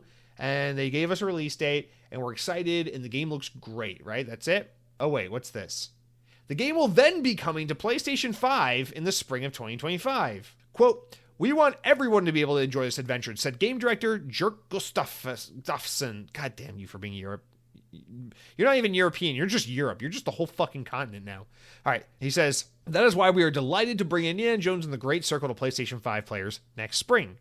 While the game was reportedly originally planned as a multi-platform console release, it was eventually announced as an Xbox and PC exclusive and a day one Game Pass game because, Microsoft bought Bethesda. In what appears to be a significant change in strategy, though, Xbox first party announced in February plans to bring additional titles to PlayStation, Nintendo Switch, starting with Pentiment, Hi-Fi Rush, Sea of Thieves, and Grounded. Then at the Xbox Game Showcase in June, Microsoft announced Doom: The Dark Ages for Xbox Series X, PC, and PS5. Microsoft Gaming CEO Phil Spencer said that he wouldn't ever want to rule out any of the games coming to other platforms. Circle back to all that. In the meantime, there are a couple special editions of the game. If you pre-order or if you purchase the collector's edition of the game, it will come with the base game, the Great Circle 11-inch globe with a hidden storage compartment, up to 3 days early access, all Mark Maker relic replica with the game code, whatever the fuck that means, jumbo steelbook case, new adventure journal, the Order of Giants story DLC upon release. Oh, there you go. Game's getting some story DLC. Digital art book, Temple of Doom outfit, and the Last Crusade outfit pack. Now, the premium edition comes with less of that. That's like the big collector's edition with physical stuffs. If you get the digital or physical premium edition, it comes with 3-day early access, Order of the Great Giants story DLC, digital art booklet, Temple of Doom, and Last Crusader outfits. That sounds like the one to get. My guess is they'll probably do that typical thing where it's like, buy the premium edition for $100, or if you're a Game Pass subscriber, pay us an extra $30 and we'll give you 3-day early access. The way they get you with these, it's the same thing they did with Starfield. It's like, I already have the Starfield DLC, right? Because I paid the extra $30 so I could get 5 days early access of Starfield, but it also came with the DLC, so I didn't feel bad paying for it. It's a really fucking smart... This is like one of the only things modern Xbox does where I'm going to say this is one of the smartest strategies in all of the games industry. It's like, yeah, the release date is Monday, December 9th, right? Yeah, game's coming out on a Monday. It's like, no, it's not, you motherfuckers. The release date is Friday the 6th, and you know you're going to get all the biggest players coming in on Friday the 6th because they're going to pay you an extra $30 to $60, whatever the fuck it is, to get that 3-day early access. And you're going to get them because they're also paying for the DLC when they do that. So you're going to get way higher DLC numbers, and you're going to get that huge retention bump when the DLC comes out, and people go, "Oh yeah, I bought the DLC when I paid extra to get that 3-day early access." This is incredibly smart. They did this with Starfield. They're doing this with Indy. This is their strategy going forward. I expect to see this happen profusely, and they're doing it with Call of Duty also with the whole $30 extra to do the pre-order so you can get the early access beta weekend instead of having to buy the special edition separate. So this is Xbox's strategy going forward. It's smart as shit, and I will participate in this for probably a lot more games than I care to admit. You know, there's sometimes I can sit down. Like Forza, I'm like, all right, I can wait an extra 3 or 5 days for Forza. I don't need it down. Starfield? Indiana Jones? Okay, you got me. I'm a sucker for a good single-player, narrative-driven game. You got me. It's an Xbox first-party game. I'm excited about it. We've been hyped about these games for years. Let's fucking do it. What's an extra $30 between friends, you know? So, anyway, that's that. So, the game looks great. Trailer looks good. This was a good trailer because I feel like the first couple trailers we got for this game were very focused on, like, one or two things. I feel like this trailer showed a lot more of the exploration. Like, this game has... I don't know, just showed a lot more of the puzzle solving and exploration than I feel like we got in any of the other ones. And in some cases, I was like, this game looks very I don't know what to say. Like, what was I expecting? But like, it seems like the puzzle and exploration are very big elements of this game, which makes sense because it's Indiana Jones. But at the same time, it just looks very different for a machine games kind of game because I'm used to machine games being like, shoot, shoot, shoot, move, shoot, shoot, shoot. You know, so. It looks cool. Sometimes when you're like temples and stuff and rummaging around and collecting, I'm like, this kind of looks like Elder Scrolls. And so like Indiana Jones Elder Scrolls, but then action starts. I'm like, this looks like first person Uncharted. So I love it. The game looks so great. I'm just very excited to play this game. Definitely a highlight of 2024 in terms of just things to look forward to. So, all right, there's the positivity. Now let's get circled back around to this whole, and it's coming to PlayStation. All right. Let's start off with a comment. Mr.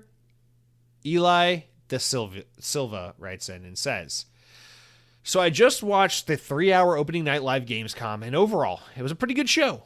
Plenty of great games and surprises all around. And speaking of surprises, the semi-last game of the show, Indiana Jones and the Great Circle. And great little trailer with Troy Baker in mocap, talking about how he loved Indiana Jones, and as a kid, he gets to play the part, and he does a killer Harrison Ford impression. It ended, though, with a release date and Xbox logos on the screen. And it should have ended there, but it didn't end there. As was leaked 3 days prior by Nate the Hate, and with other sources, They then confirmed on stage 6-month exclusivity, then comes to PlayStation 5. Wow. Well, I don't think they said 6-month exclusivity. They said early 2025, so it's probably 3 to 4 month exclusivity, honestly. But you said, wow, what a way to suck all the hype away from the game and just desalvarize, what does it say? The Xbox brand. Oh, sorry. Devalue. I don't know. I think there's a typo here. Devalue the Xbox brand even more at the same time. And then I go and watch IGN videos and to listen to the privileged California journos say that they shouldn't. They should put it on Nintendo, or I'm just going to wait for it to come to PlayStation even though I have an Xbox because my friends and trophies and some other fraudulent or disingenuous BS nonsense. So yet again, Phil Spencer says earlier in the year,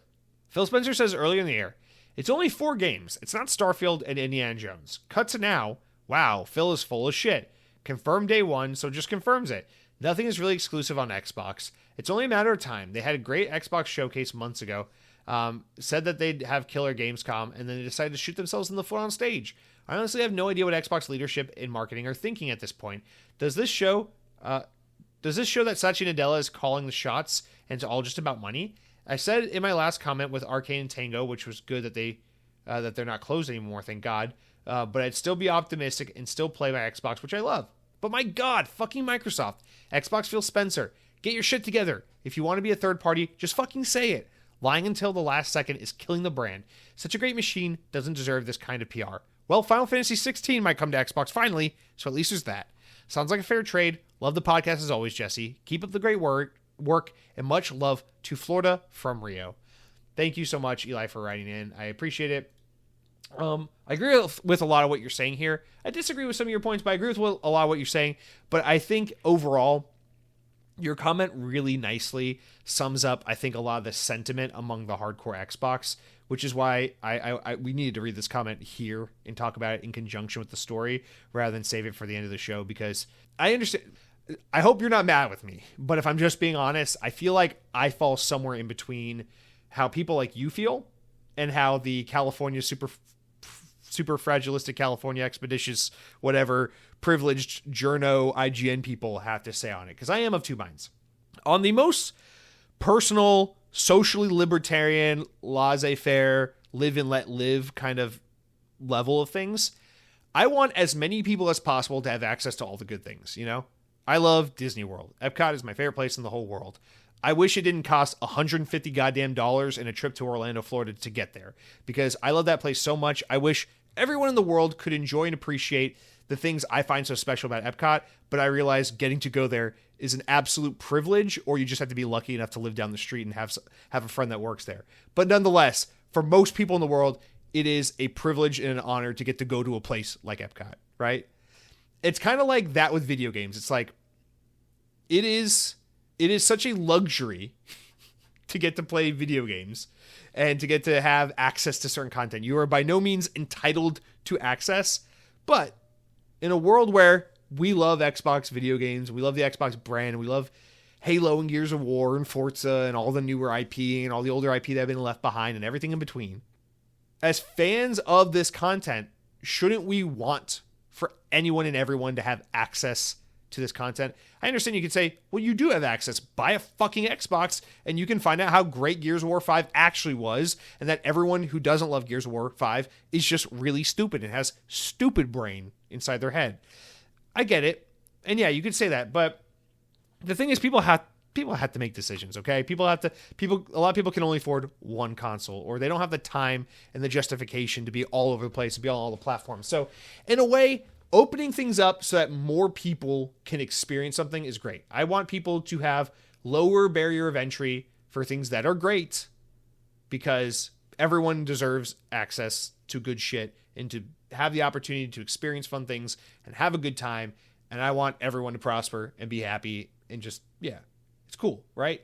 If you love something, wouldn't you want other people to also be able to enjoy and love it? I get it, right? But at the same time, I totally understand how Xbox is absolutely constantly stabbing in the back and spitting in the faces of their most hardcore fans. I get it. People deliberately choose each and every day, and have done so for generations at this point. Not like human generations, but like video game generations, to purchase, deliberate, conscious, consumer-based choices to purchase a PlayStation 3 over an Xbox 360, a PlayStation 4 over an Xbox One, a PC over, well, I guess people buy what? A graphics card over an Xbox, right? A PlayStation 5 over an Xbox Series X. People make this conscious and deliberate decision with their money each and every video game generation. And so, yeah, I understand to some point it's like, listen, man, you chose to buy a PS5 instead of an Xbox. Good for you. I hope you love your PS5. Enjoy God of War. Enjoy Spider-Man. Enjoy Uncharted. Enjoy The Last of Us. I hope they don't fucking kill your favorite character again. But Xbox players also deserve to have their purchases justified by having special content that is curated towards that audience to say, hey, thanks for buying our fucking box. Here's a reason to be here. I totally get it. So it's like the superficial, in a perfect world, everyone could experience everything. We'd all be friends, right? But also, like, from the perspective of an Xbox fan, it's not that I want to gatekeep and withhold content from PlayStation players. It's like, what's the fucking point? Why were we ever here to begin with? If now we're just being told nothing matters and PlayStation gets everything. I totally get that sentiment. I totally get that frustration. And it feels like Xbox is doing that. Now, to back up a little bit, when Phil Spencer initially talked about bringing those 4 games to PlayStation, I'm sorry, if you read into that and thought he was just saying, it's just 4 games, I promise, we're not doing any more beyond that. The naivety in that situation, I'm sorry, that's on you. That's on you for being duped by that. And I say that because he said, we're researching, we're paying attention, we're learning. That is clearly corporate speak for like, hey, someone a lot more important than me is telling me I have to put these games on other platforms. And they said that we can start with some lower games or older games or games that are less important, just as testing grounds. But they're going to look into the data, and if they like what they see, we're going to have to do more of this shit. And if you didn't read that news in the springtime as being anything other than that, I don't know what to tell you. You can't blame Xbox for that. They are a profit-oriented business that is operating like a company. And they are speaking such in a obvious PR manner that you can easily read between the lines and tell exactly where things are headed. So I'm sorry, when they brought Sea of Thieves to PlayStation 5 and said, we're just doing some research, we just want to collect some data and see what happens. Yeah, the science experiment they were conducting was, can we put Xbox games on PlayStation, make a shit ton of money, and not totally cannibalize the Xbox console base? And what they found, spoiler alert, Sea of Thieves was just reported to have sold over 1 million units on PlayStation. Yeah, we fucking can. We'll get into that quote with Phil Spencer in a minute, but he's talking about how Xbox player retention and engagement is like as high as it's ever been, and they're selling games hand over fist on PlayStation. So yeah, if you're Satya Nadella, the guy really pulling the strings, what fucking incentive do you have to not go to Xbox and say, put all this shit on PlayStation? I don't care, put all this shit on PlayStation. And you can tell there is an internal war, and I'm sure people like Phil Spencer are the ones fighting against doing this, or at least fighting to slow down the inevitable acceleration towards this moment. Because if that weren't the case, we'd already have Gears of War and Halo and Forza on PlayStation, right? So yeah, this was an inevitability. From the moment they announced, and Pentiment and Grounded, they're all coming to Switch and PlayStation, fuck you. Yeah. That meant all of this was in motion. Basically, anything that's not a sacred cow was a given. And to me, that means, Indiana Jones, a new IP, a new video game IP by a team that you recently acquired. That's prime target for multi-platform. Doom, a series that the other 2 entries in the franchise have been on PlayStation, and now we're building another one, and it's a team you recently acquired. That's a prime candidate for a multi-platform game. Halo, that's a sacred cow. Gears of War, that's a sacred cow. So these are the ones where it's going to be, they're going to hold off as long as possible. That the rumors would be believed they're going to remake every Halo one at a time and slowly put them on PlayStation that way. But inevitably, this is all going to PlayStation. It just is what it is. And I want to be clear about some things. It's not just that they don't care about the Xbox fan base or they don't care about the console market. It is that Xbox is so deep in shit with the amount of limelight they have bought their way into by purchasing Activision and Call of Duty, by spending $70 billion on Call of Duty, that you cannot be a shareholder of the Microsoft Corporation and not say, what's that team with the $69.7 billion acquisition doing? What are they doing to be more profitable? Because if you're a seriously invested partner in a corporation like Microsoft, and there are plenty of corporations and corporate people who are heavily invested in this company, you probably want to know what the fuck that Xbox team is doing to get you that ROI you need so badly, right? And if you're Satya Nadella and you're the CEO that's in charge of one of the biggest corporations in the history of humanity, a corporation that is more economically and more influentially powerful at this point in time than the Roman Empire was relative to its time, then yeah, you kind of have an obligation, not to your Xbox fans who are basically no one, but to your shareholders, to make sure that gaming division that you bloated up by buying Call of Duty performs. And it's not just Call of Duty, it's also Game Pass, because Game Pass has been on the market for a long time at this point, and Game Pass has failed spectacularly to do what it set out to do. It is not growing. It is stagnant. It is not profitable. I do not care what your favorite stupid fucking King X fuck boy on Twitter or your fucking favorite little I hate PlayStation pony boy on YouTube. Don't care what they say. Game Pass doesn't make money. It loses a shit ton of fucking money having it out there. It's not working for them. It's not bringing in the subscription costs. It's flat as shit on subscriber base. Doesn't mean I don't love Game Pass. Game Pass is fucking great. I've had a blast being a subscriber to Game Pass over these past few years. It's great. But when you have a subscription service that is expensive as fuck to operate, is hemorrhaging money, is not gaining subscribers, and now you're on the hook for acquiring Activision, it's not about, but their Xbox, they have the money. Of course they have the money. They're Microsoft. It's not about that, though. You cannot justify spending in that manner and then not having anything to show for it, okay? The reason Microsoft got to be the way they are is because they are savvy business people, not because they're fucking retarded people who are like, okay, we're going to throw $70 billion at Call of Duty and then keep it away from PlayStation and then make it free to Xbox players, and that's how we'll justify the monumental cost of development for a Call of Duty game. So it's like, I know I sound like a little frustrated and flustered. I want to be clear. I am very frustrated at Xbox fans more than anyone. I am very frustrated at Satya Nadella as well and higher up Xbox leadership or Microsoft leadership. Not so much Phil Spencer and his people, but more the people above them. Because, one, Microsoft leadership are the ones responsible for fucking us when we finally got to the place we've always been trying to get to, which is get a steady list of first-party exclusive games that have a nice cadence release cycle and feed Game Pass that way. Boom, here's Hellblade. A few months later, boom, here's a Starfield update. A few months later, boom, here's Call of Duty. A few months later, boom, here's Indiana Jones. A few months later, boom, here's Avowed. A few months later, boom, here's Fable. We're finally there. This is what we've been fucking working towards for like the entirety of Phil Spencer's tenure. And now that we're finally there, we don't even get to see if the thought experiment works. Because right as we reach the finish line, Satya Nadella goes, fuck it, just put it all on PlayStation.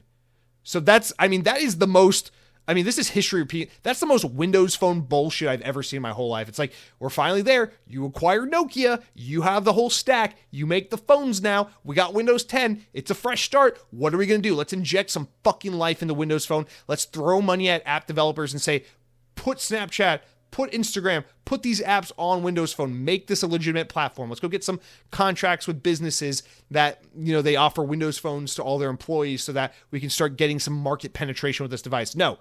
Instead, Satya Nadella goes, oh, we just launched Windows 10. Oh, we just bought Nokia. Okay, let's fold Windows Phone because I'm fucking retarded and bald. This is the thing. You trusted Satya Nadella. He's bald. Bill Gates was not bald, and this is why Microsoft worked under Bill Gates. But now Satya Nadella has no hair, and we have no exclusives, and that is clearly what's going on here. But silliness aside, that is my number one frustration. It's the leadership at Microsoft who are making this short-sighted, stupid fucking Microsoft decision yet again to be like, oh, we're finally where we needed to be to see if this thing could work or not. Let's sabotage it in the 24th hour. Fuck, man. That sucks so bad. That's the first half. The second half is the Xbox fans who are driving me fucking nuts because it's like, You were the motherfuckers who were championing Game Pass the whole time and championing Microsoft buying Activision and saying, ooh, who should they buy next? Ooh, they should buy WB Games. I think they should buy my mom and my dad so they can't get divorced and then they'll have to love me forever. And all you motherfuckers bitched and moaned forever and ever and ever about all the things Microsoft should spend their money on. And in doing so, and I don't think let me be clear, I don't think Xbox fans are the reason why Microsoft made acquisitions. I think Microsoft made acquisitions because they had the opportunity to do so. But you guys championing this on, and I don't mean you as in like you listening to Xbox on. I mean like these people, whoever they are, maybe some of them listen to this podcast, maybe some of them don't. I'm just talking about in general, the royal Xbox fan community championing this shit on. Market consolidation, big business. Ooh, boo, the bad government organization is going to try to stop a big company from monopolizing an industry. Boo, fuck you, government. Don't hold businesses accountable. Let them do whatever the fuck they want. This is the reality you wanted. This is the reality you get. You cannot justify the development cost of a machine like Call of Duty without serious revenue generation to back it all up. And how do you do that? Put your games on PlayStation. How do you make money on Call of Duty? Sell it to PlayStation. How do you make money on Xbox? Sell it to PlayStation. The exclusive thing to Xbox now is time and access.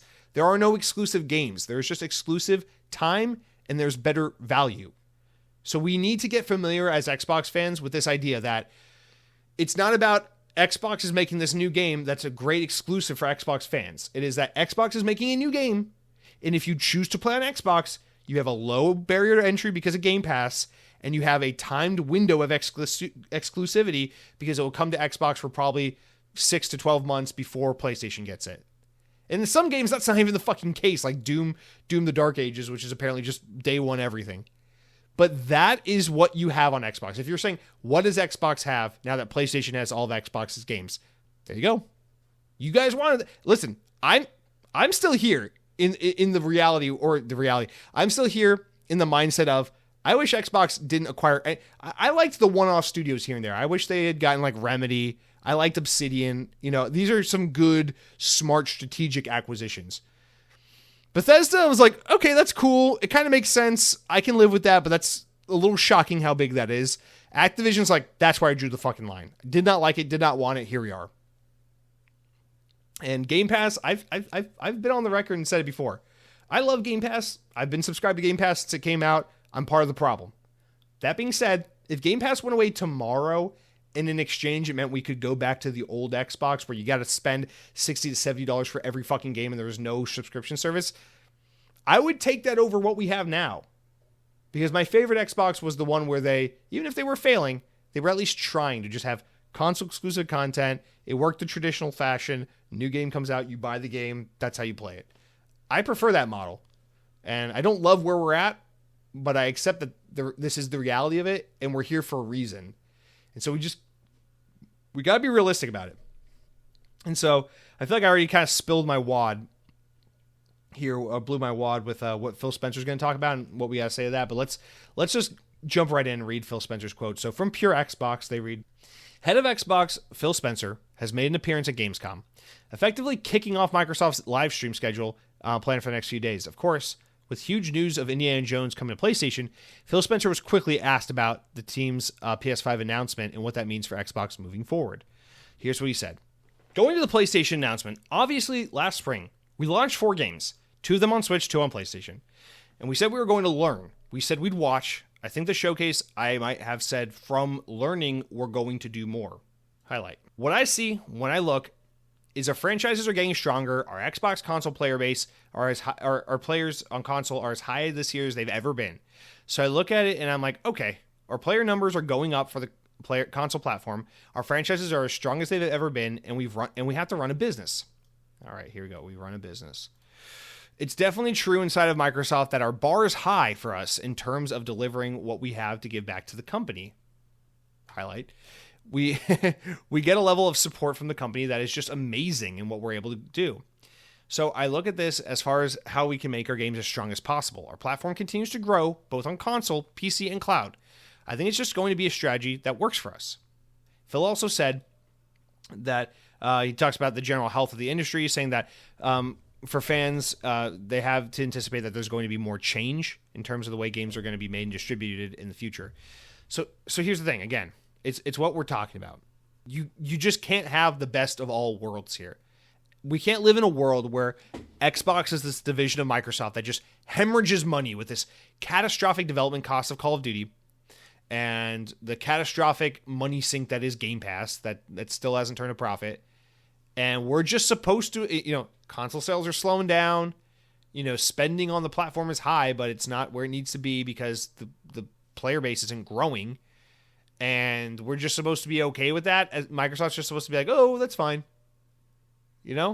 Meanwhile, Windows is making hand over fist money. Azure's making hand over fist money. Even Surface is profitable. What the fuck?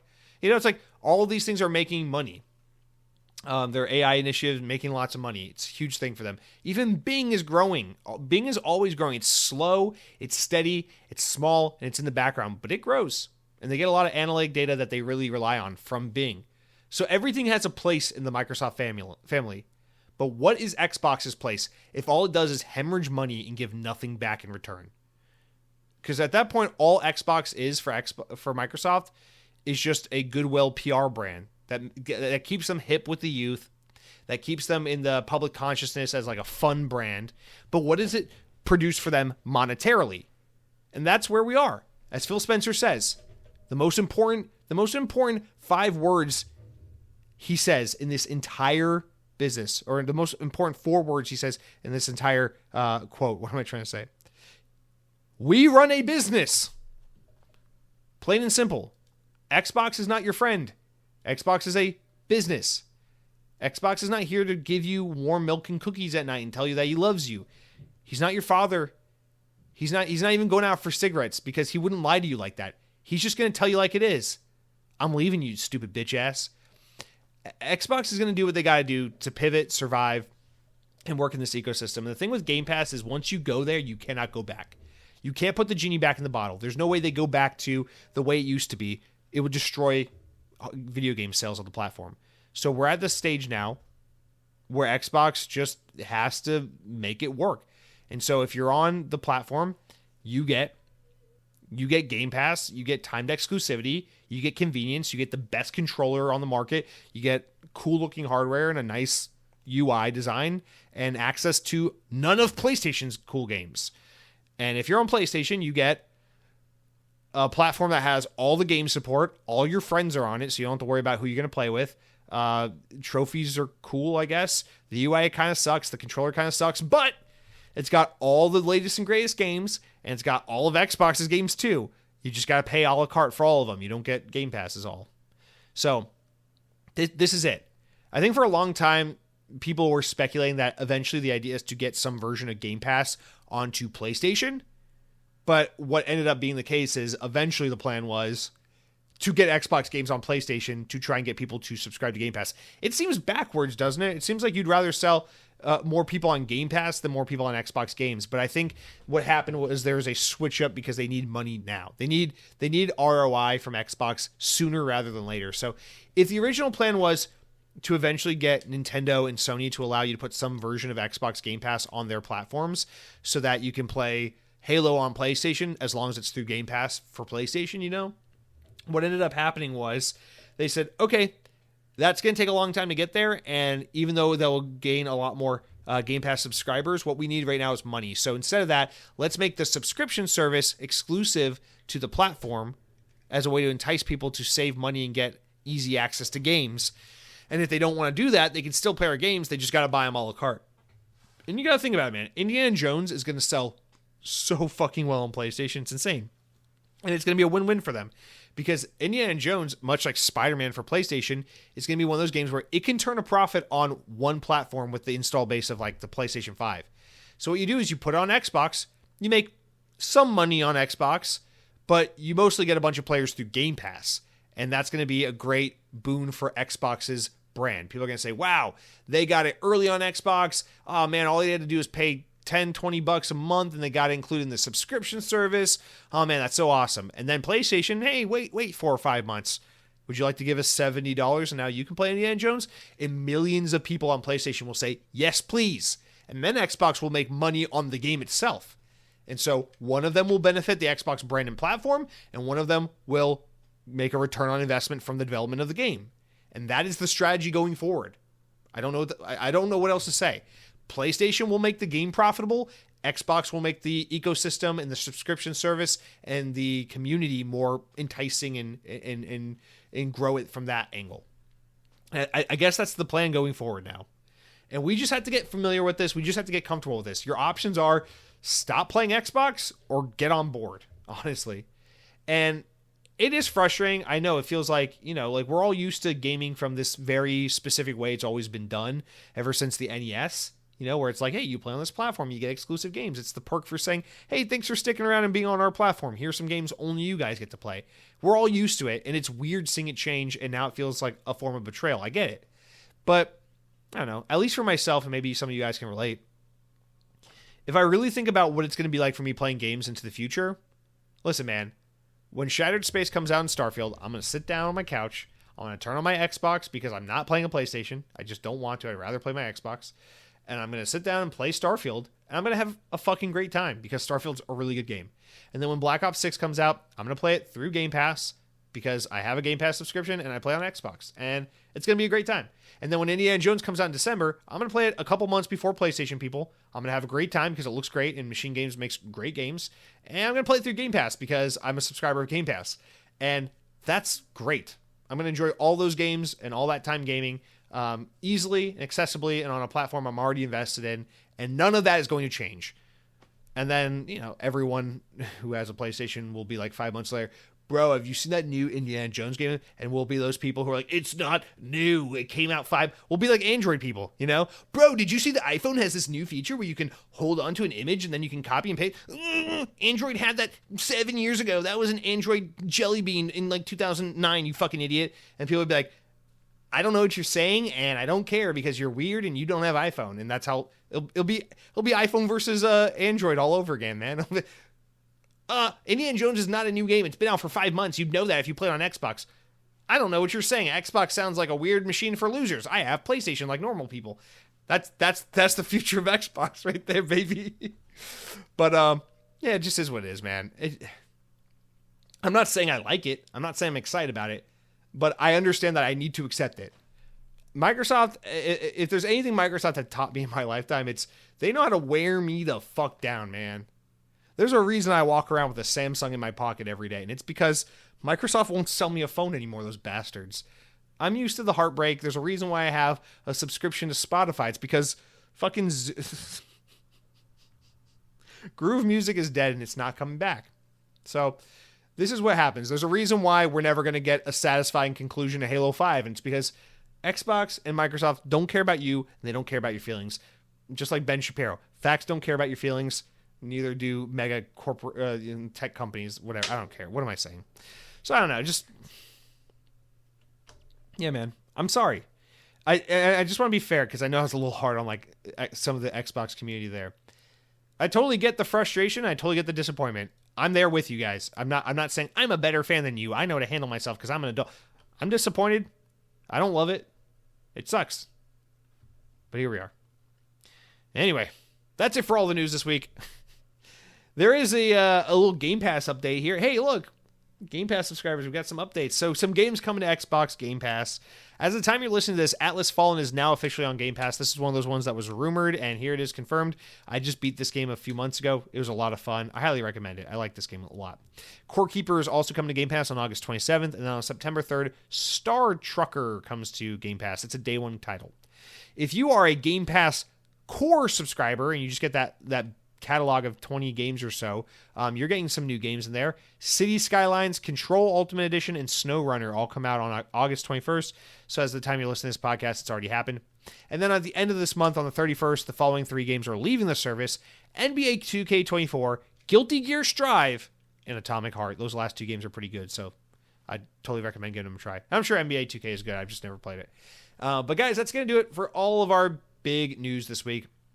Now I've got like 400 little news stories, important enough news to make the podcast, but not important enough to warrant its own discussion, which we can just rapid fire through because there's just so much Gamescom stuff.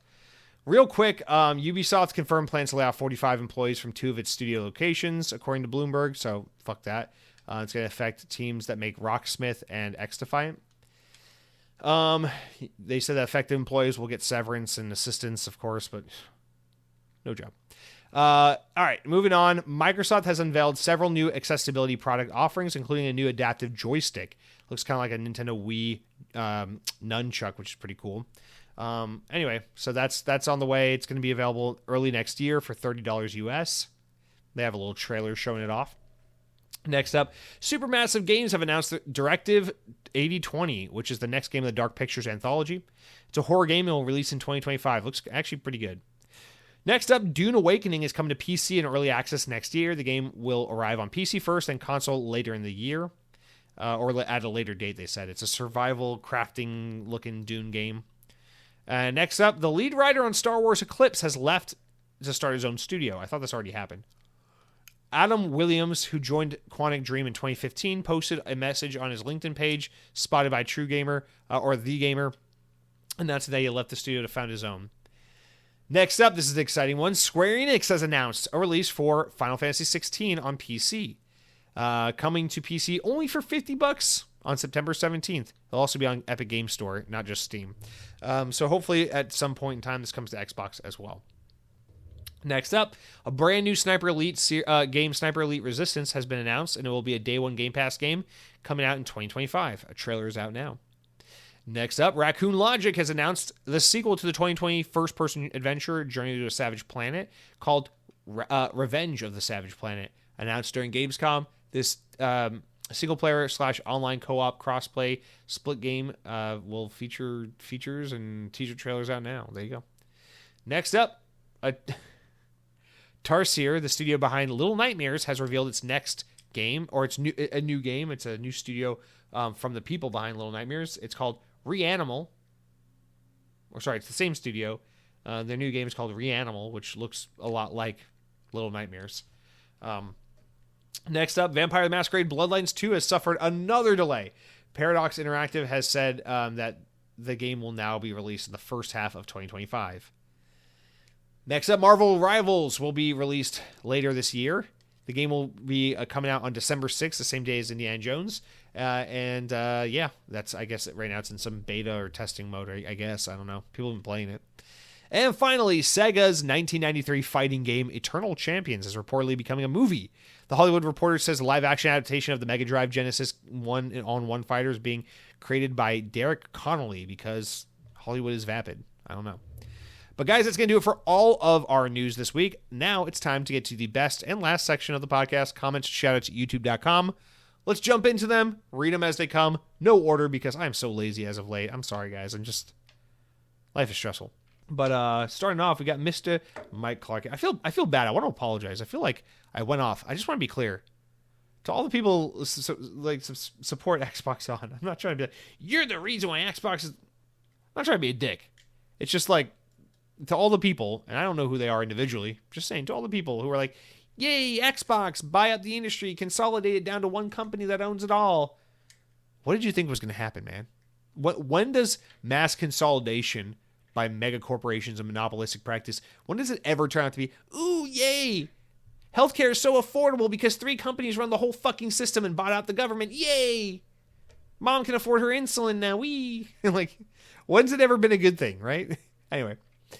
Mike Clark writes in and says, youtube.com/Xbox On Podcast. Latest episode of the podcast. Drop a comment. Whatever the fuck you want to say. We'll read it on here as long as it's within reason. All right. Mike Clark says, just veering off the Cars track for a second to rave about an arcade racing gem I found. Hotshot Racing truly is a nostalgic homage to the golden era of arcade racing games like Daytona, Virtual Racing, and Ridge Racer. Those are the days of classic arcades, still vivid with the scent of hand sweat mixed with hairspray. The game gets you to the starting line without a 45-minute pit stop intro, and the screen's not a billboard for in-game purchases. It's all about the thrill in the race.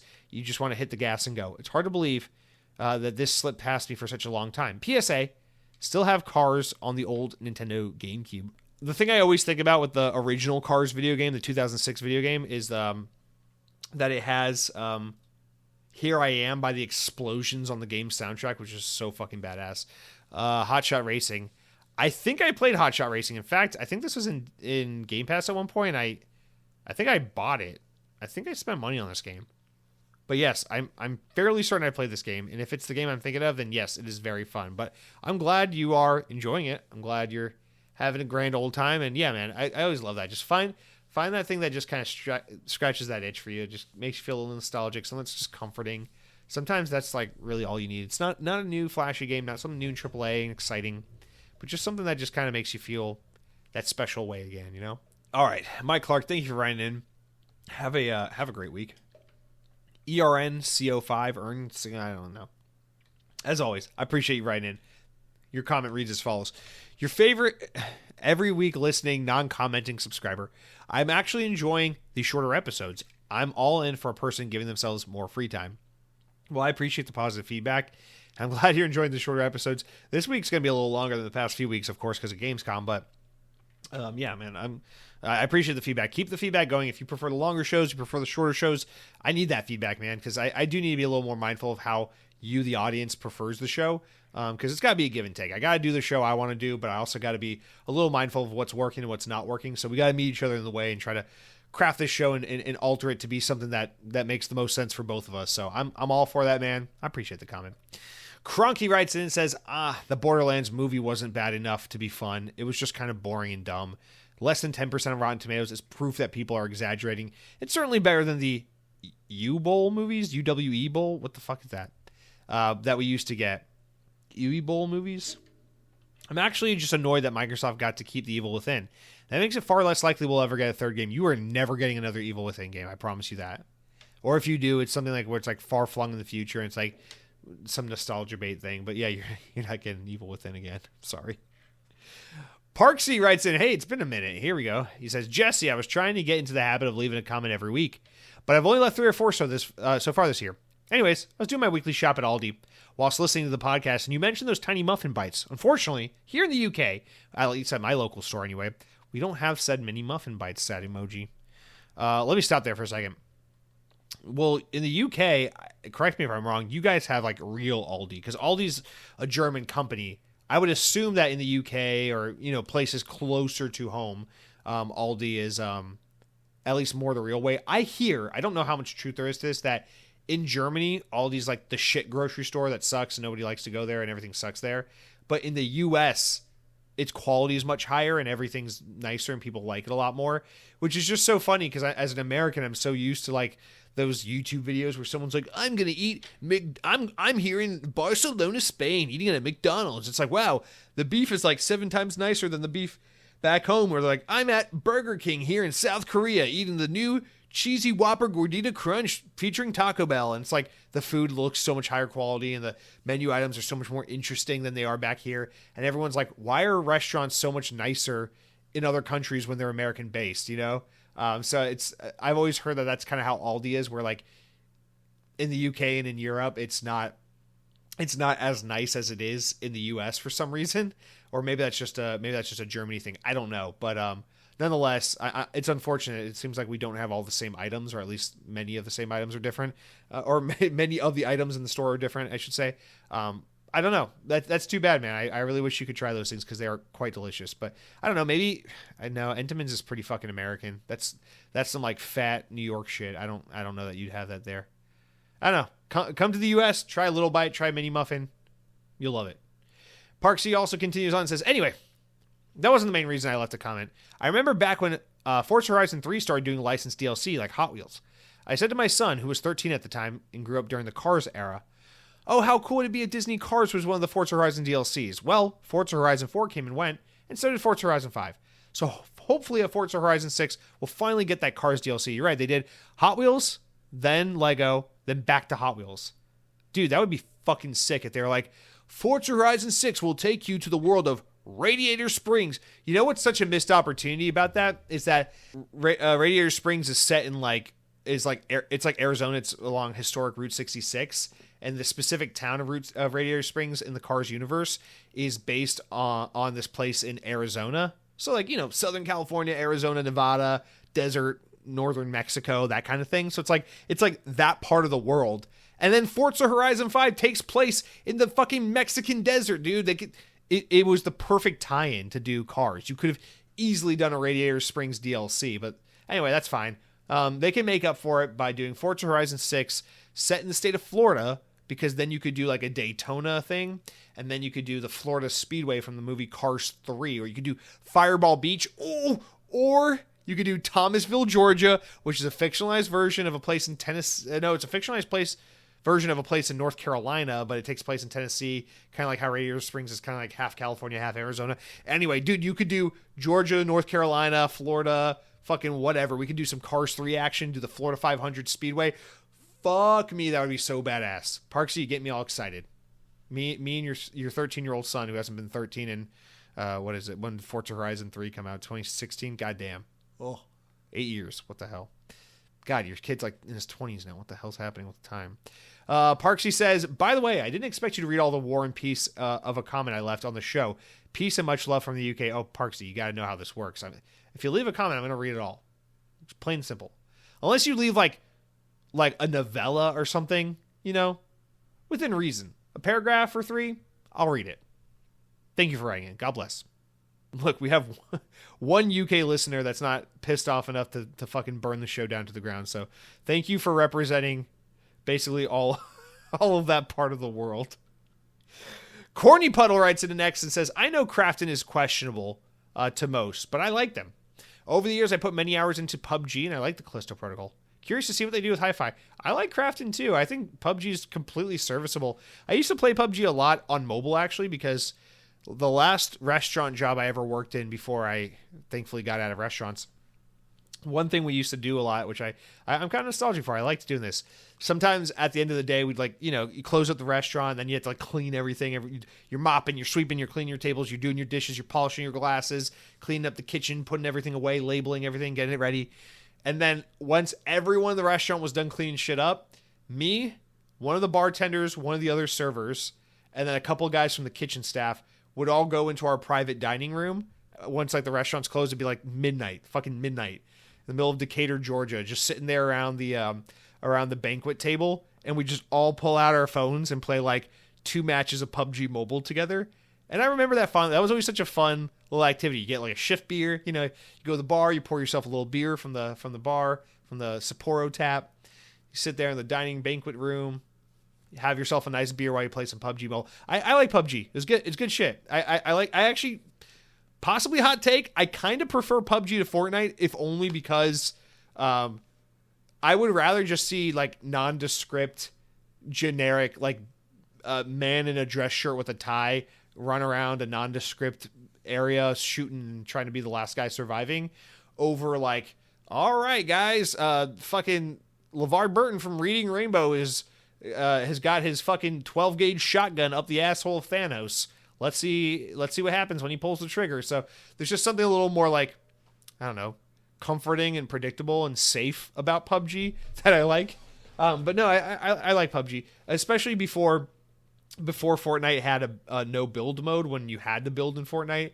PUBG was, in my opinion, the clear winner of the two. But yeah, unfortunately, I think Fortnite's kind of taken the mantle long since. But I loved Callisto Protocol. I thought Callisto Protocol was a little underappreciated. I was a pretty big fan of it. So yeah, I like to see what Crafton will do. I know they're big in the mobile space as well. So who the fuck knows what will happen? But I'm just happy that Tango gets to live to see another day, and that's what matters most to me, honestly. Final comment of the week comes from none other than the sexy mamma jamma, Mr. Head Hunting Halo, who came from all the way from Denmark just to write in because they don't have internet in Denmark. So he had to book a flight to some other country not called Denmark and had to go get computer access and leave this comment. He did. So thank you for doing that. And he says, I bought the Turok bundle and I'm having a blast. All 3 games, $20 is a steal. Any fans here? I haven't played Turok since the N64, but I do remember liking those games fondly. I only played the first 2, but yeah. If you guys ever have checked out Sun and Bone, there's a trailer for the game. It's Doom and Turok had a baby. Hyped for that, but sadly will only be on PlayStation. Also, I went to watch Alien Romulus, and my God, I was so happy when I left. It was so good. Watch it. Also, down 8 pounds, y'all. So, woohoo! Just be excited to lose another 20 because I heard that every 20 pounds you lose, you gain an inch on your pee-pee. Everyone have a good week. Oh, man. I'm gonna lose. 20 pounds is an inch on your pee-pee. That's amazing, man. That explains why I'm so. I must be really skinny then. I must be a really healthy weight because I don't need any more inches.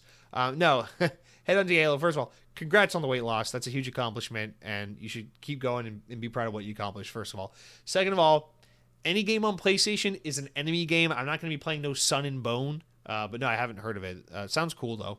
But I do want to just say, Alien Romulus, I want to watch that movie. I've never seen an Alien movie. I'm pretty sure I would like Alien. Because it's not like horror in the traditional sense. You know, you don't watch Alien, it's like, oh, then he rips his face off and it's gory everywhere. And then the lady's like hiding on the couch and she's like, please God, no, please God, no, please God, no. And then the serial killer stabs her in the back. Like, I can take like aliens killing humans on a spaceship in a sci-fi setting because like, that's cool. I can't stand horror when it's like, and then the kid went home from school and he said, Mommy, where are you? And Mommy was hanging from the pantry. And then the serial killer cut the little boy's fingers off one by one by one and be like, oh, so fucking sick. I'm like, this is like vomit inducing. I can't handle it when it tries to be like grounded. It's like, what if a serial killer was in your backyard killing everyone you knew? I'm like, what if I just didn't watch it? Because that sounds like a horrible fucking time. But zombies on board a spaceship, like that sounds fucking cool. I love sci-fi. Obviously, the art design for Alien, fucking iconic, beautiful stuff. I've always wanted to watch Alien. It's I know my brother Cronky's obsessed with it. I know he's really excited about the new movie as well. I heard that the general consensus is it's pretty good, which is nice to hear. But yeah, I've never seen an Alien movie. I'm certain I would enjoy them. At least the first couple ones. I put it to Cronky. I was just being a stupid little asshole. I was like, well, I'm sure people made this joke. It's not original. I was like, well, if I was like, oh, James Cameron made Avatar. I'm like, well, I'm a huge fan of the Titanic, so if it's anything like that, I'm sure I'll love it. That's not really funny, but that's what I said. Anyway, that's fine. Yeah, I'm glad you liked the movie. Happy for you with the weight loss. Enjoy your Turok collection, man. We all got to find our nostalgia somewhere. But thank you all for listening to Xbox On. Let me know your thoughts about everything that happened. Opening Night Live, Gamescom, what you think about Xbox's future. The thing is, man, it's like, it's cool to express your disappointment in what's happening with Xbox. I'm disappointed too. But we have to accept what's happening instead of like lie to ourselves and deny it. Xbox is going to continue to do this. It is not going to stop. So rather than act surprised when it happens, let's just accept it. This is our future going forward. So anyway, power to the player, I guess. Wait, what was that? Who's power to the player? Wait, who is that? Is that PlayStation? Oh God, I'm a PlayStation fan now. No, thank you for listening. Have a great week. Be well. Be safe. Leave comments. 5-star reviews. Don't say mean things in those reviews because I'm very sensitive and touchy. But until next week, battle your dreams.